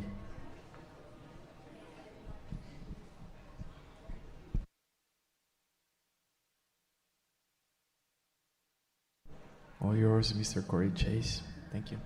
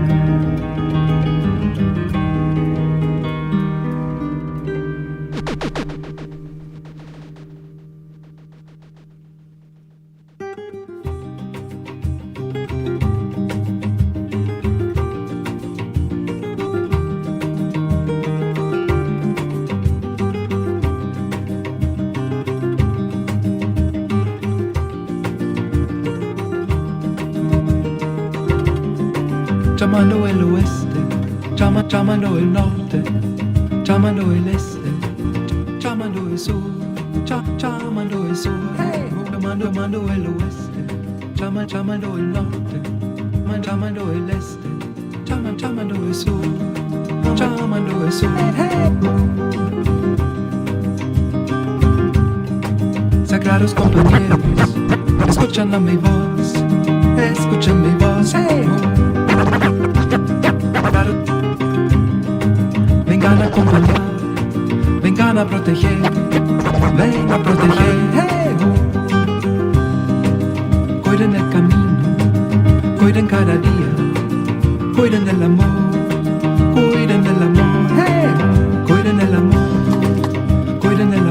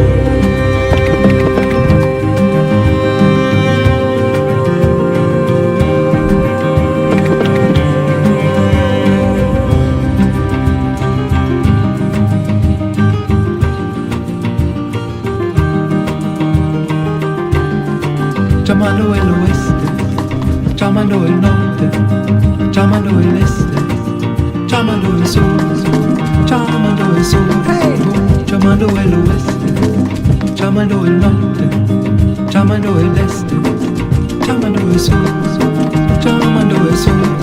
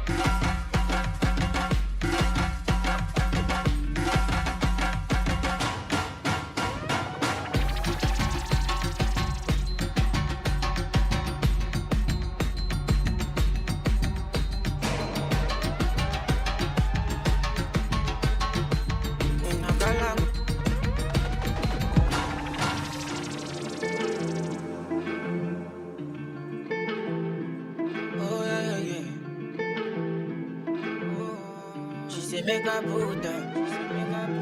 In a Galaguda. In a Galaguda. Yeah, yeah, yeah. In a Galaguda. Oh, oh, she say make a Buddha. Mama she be sass and she carry full fun. And she love the boy in my head no go down. If I pull it out, she say make a pull down. Say my love a healer than a miracle now. Don't slow down, you got a easy boost now. Oh yeah yeah yeah yeah yeah yeah yeah yeah yeah. Oh yeah yeah yeah yeah yeah yeah yeah yeah yeah. She say she like it nuts, but she really love it out. She say my finger long and it come out for her mouth. She say I keep it spinning like it and about. She don't know when she screaming, she don't know when she they shout. The way I lick her clean, she think I'm a laundry man. The way I eat her thing, she think I'm an animal. The way my thing the sweet, it be like vanilla.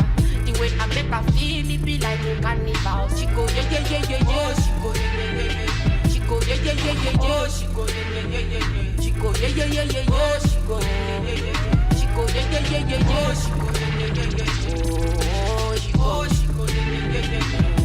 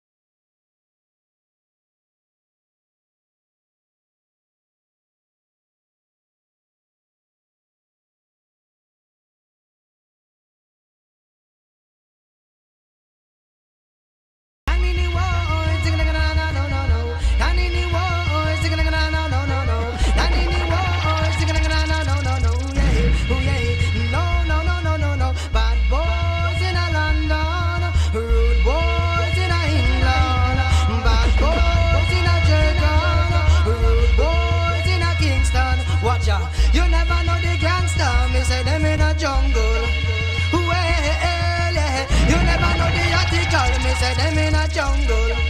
Well, yeah, you never know shy effects, man, big in a jungle.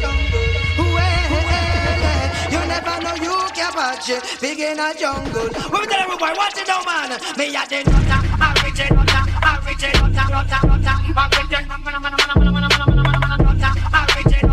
original nutter, original nutter, original mad, my fat, nutter.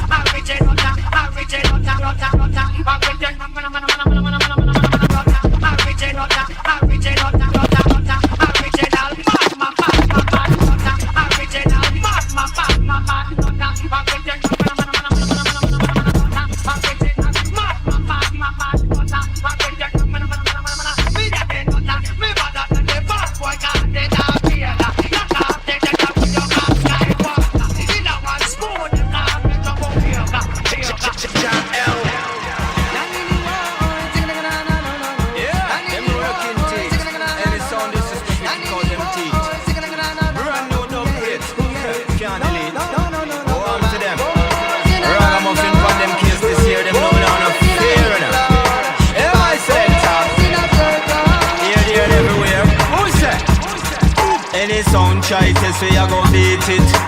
Name and them fame, we delete it. That means we crush them completely. Bad boy, and you know it's not no secret. In this session we kill them so easy. And you know say that really depleted. So some boy try disrespect from what they, and you know say that really grieve me. So we say die, die, die, you little son boy. You don't disrespect and know you are gonna die. Die, die, die, you little son boy. You shoulda never ever try. Yo, die, die, die, you little son boy. Shoulda never disrespect, now you die. Die, die, die, you little son boy. When you feel wave them bye bye.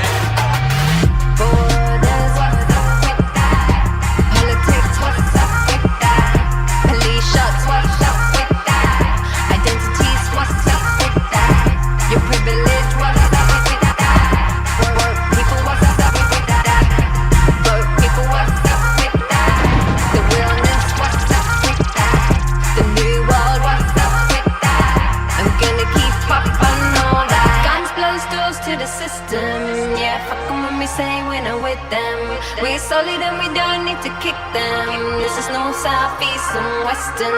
Yeah, guns close doors to the system. Yeah, fuck 'em when we say we're not with them. We're solid and we don't need to kick them. This is no south, east and western. Queen, what's up with that? Killing it, what's up with that? Slaying it, what's up with that? You goes, what's up with that?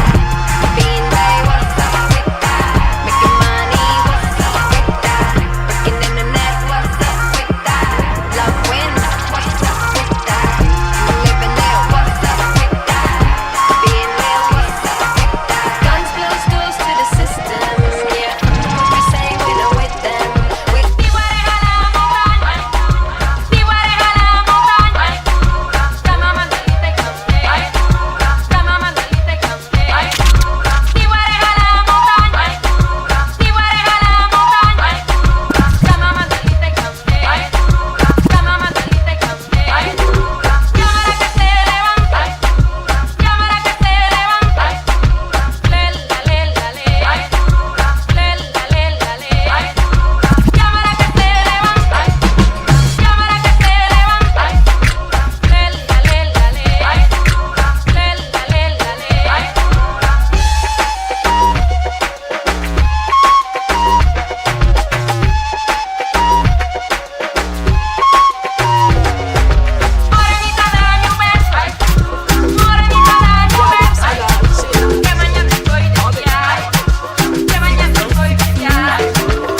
Shorty gave me then she call me red and red, sleeping with the girl next door.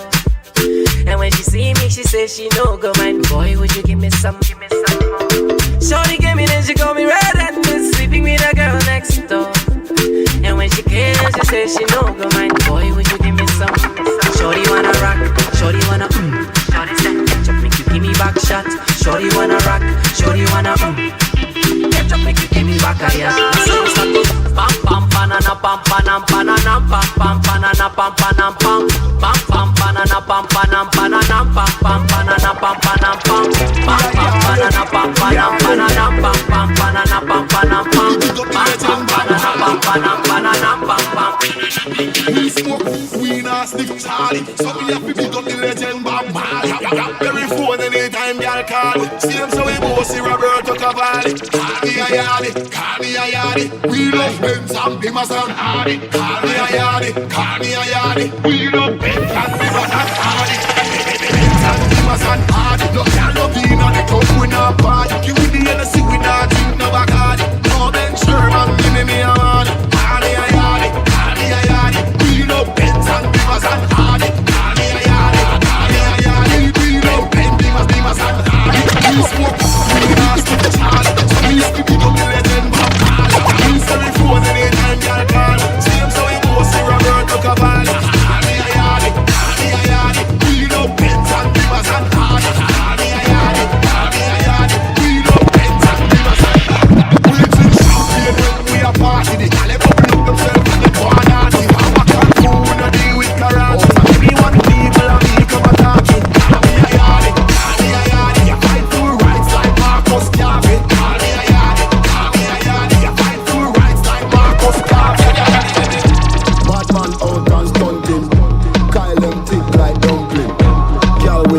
body jumping.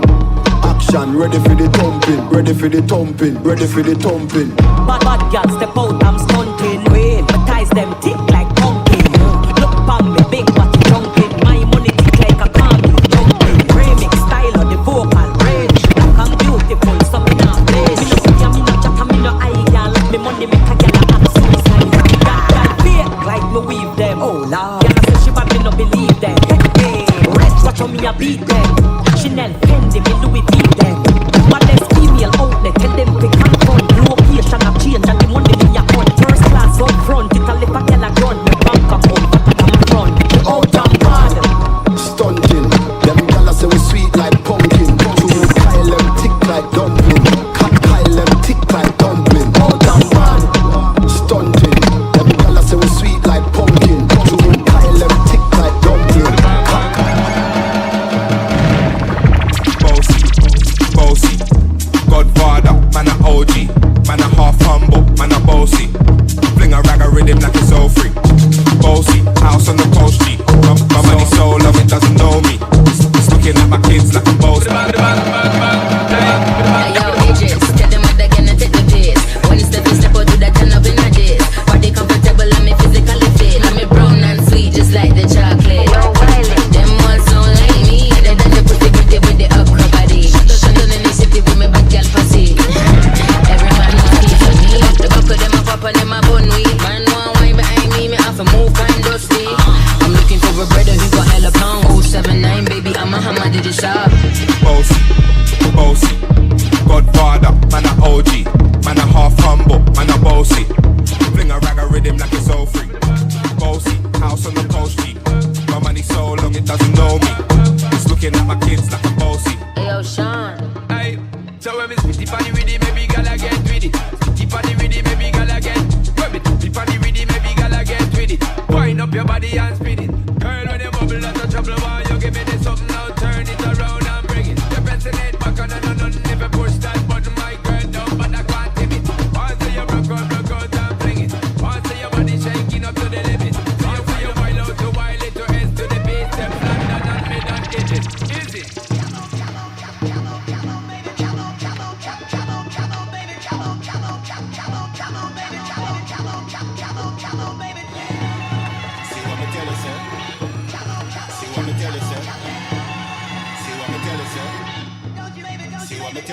We are the baddest motherfucker, boy. We ride shotty and chopper, boy. Me have links all over the world. I'm sicker than bipolar. Extension banana. See me only hotter than a lava. Finna friend in father. See what me tell you? Don't prepare you take over, boy. Tell them anyway. I want them anyway. Like up on the milli. Yes, skinny, stand up with the rifle. Taller than the rifle. If you make a move, I put a shot in your Michael. Jordans, you like that? Here, Jordans, number 23. Shot me to the anyway. Moves like a basketball, and jump out like a balloon. Or still big on the magical, yeah, this is here is magical. We are the baddest never seen, boy. We ride shotty and chopper, boy. We have links all over the world. I'm sicker than bipolar. From the other day, like I play some boy, I play. Hear the girls calling, hear the girls calling, hear the girls crying out. Just a minute. I wanna do it with the wickedest slang. I need a 1, 2, 3, how I'm mad. I wanna do it with time to the fan. It's all that can tangle, it's biz like a man. I wanna do it with the wickedest slang. I need a 1, 2, 3, how I'm mad. I wanna do it to the fan. It's all that can tangle, it's biz like a man. You want a proper fix? Call me. You want to get your kicks? Call me. You want the cheese sticks? Call me. Me have the remix? Call me. From the other day.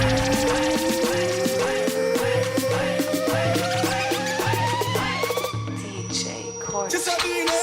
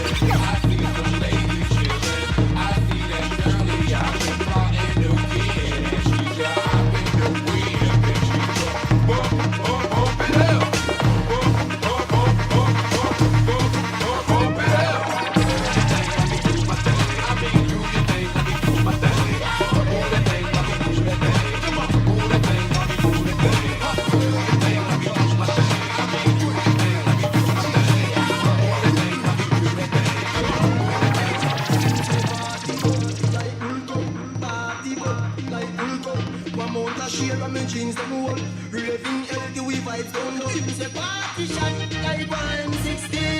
Them call me the raving king. Touch a small shell up, show me love. And I tell me my sweet like how Jimmy said, party shot like my STD. Girl, my wine for me, yeah. And we have this style with them now. Them watch me like them TV. Alright, as me reach me see girl my head top. Swear me no one go a bit back. Yeah, apple vodka me drink till my skull hard. Party no dead like tough card. Simmer, me go circle round and I'm hard. Give a girl a shout out free her pass. Do out hot, them a bust inna me head. Believe me say I not last. Party shot like my STD. Girl, them a wine for me. Party shot like my STD. Girl, them a wine for me. Party shot, party shot, party shot, party shot.